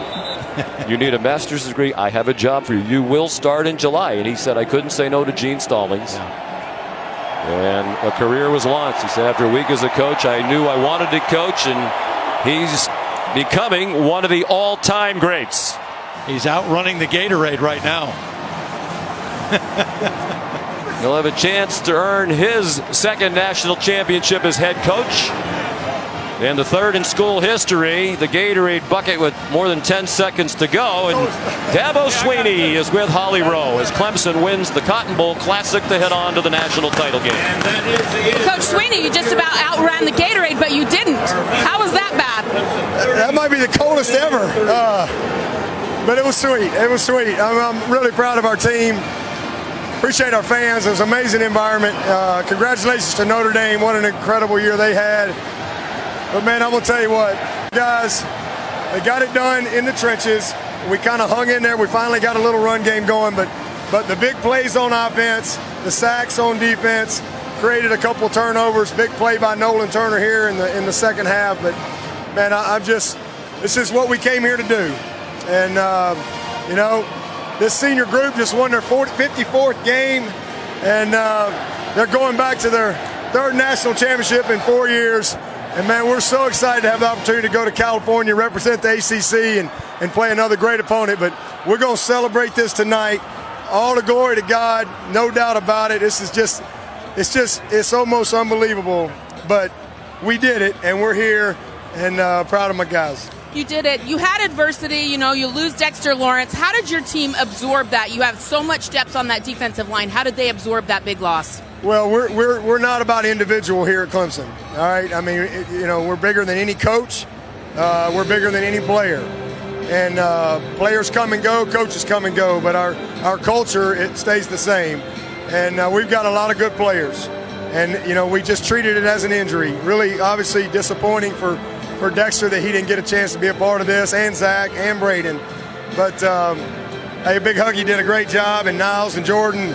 I don't know how many sacks we had, but we were able to get the type of pressure we need. We stopped the run game and just made them uncomfortable all night. And we bent a little bit, but we kept them out of the end zone. And then our guys just made some great plays. And number 16, Trevor Lawrence, was the moment wasn't too big for him. He had a heck of a game, and I thought Justin Ross was the spark early in the game that got us going, and we put it together in the second half. Coach, you made a tough decision mid-season about number 16, Trevor Lawrence. In hindsight, how has that paid off for your team now? Well, it was a hard decision in that because I love my guys, and it's hard when you know that it's the right thing and there's going to be some disappointment.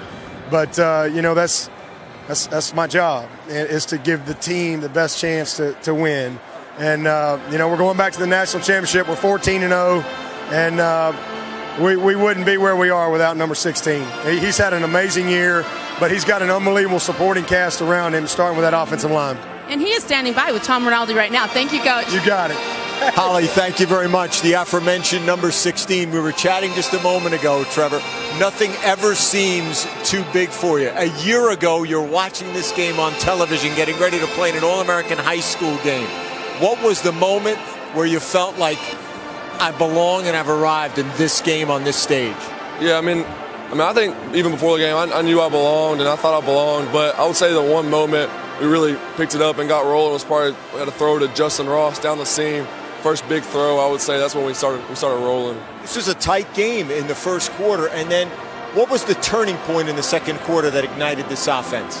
Yeah, I mean, I think in any big game, you have especially this one, you have so much time to prepare. And they did some good stuff. They played really hard. They battled the whole time, but they came out with some stuff. Just had to make adjustments. You know, I think that's in games like this, you got to make adjustments, and that's something we did really well. When you go back to September and you think about Dabo Swinney naming you the starter full time, how do you compare then to this moment, one game away from the national championship? Man, we came a long way, but still the same group of guys. You know, just from that point, same thing. So it's cool to see how everyone's grown and just kind of see how this season's gone. It's been awesome. Finally, a moment ago, you looked up and you said, "Where's the confetti?" Why? Well, I thought you won this one. There's a confetti. It's a bowl game, so I didn't know. But we'll have to wait till next week. So next one, that's when the confetti flies. Well done, Trev. Thank you. Let's go back to Holly. Well, I'm over here with Christian Wilkins, one of those seniors. 54 wins for this senior class. Why do you think this group has been so special? We gotta go. Hey, just because we got great leadership on this team. We got a lot of seniors who've been here 4 and 5 years, who set the tone each and every day, who set the standard, when they come onto the practice field, around the facility, just putting their all into the program. And I'm just honored, to be part of this. It's really special. I mean, we got 54 wins. I want to go get 55 next week in Cali. All right, we'll see you there. Thank you. Thank you. Sean? Well, tremendous performance. They held Notre Dame to 248 yards of offense, even without Dexter Lawrence here in the Goodyear Cotton Bowl Classic. And, it's revisionist history now. Certainly senseless to debate it, but I think the question is about whether Notre Dame deserved to be in the Final Four now. Yeah. Those who said they shouldn't have been, that'll fire up again. Their dreadful bowl history continues. I'm surprised. I thought they would be much more competitive than they were today. Well, I thought they would be too. The first quarter they were. They held Clemson to 45 yards, but then once Clemson made the adjustment and said, okay, we're just going to start throwing the football, they hit them with some big plays, and Notre Dame just had no response. But I think if you look at Clemson, and we saw them, this is the third time we've seen them this year. In September, I thought with the quarterback uncertainty and the way Tua was playing that Alabama was clearly the best team in college football. And then through October, November, I thought Clemson started to close that gap. I thought clearly then those were the two best. Right now, I don't think there's much of anything that separates Alabama and Clemson. I think they are clearly the two best teams in college football. And Trevor Lawrence makes the difference. Although I do think Kyler Murray is a dangerous enough difference maker that he can give Oklahoma a chance tonight. Trevor Lawrence threw for 327 yards and 3 touchdowns in this Goodyear Cotton Bowl Classic. Reese Davis, Desmond Howard, David Pollock standing by with a TurboTax Live College Football pregame show from the Capital One Orange Bowl. And the game right after that. It's all coming up after these messages. You can watch the Cotton Bowl Trophy presentation on the ESPN. For Todd Blackledge, Holly Rowe, Tom Rinaldi, and our great crew, Sean McDonough, so long from Arlington, Texas.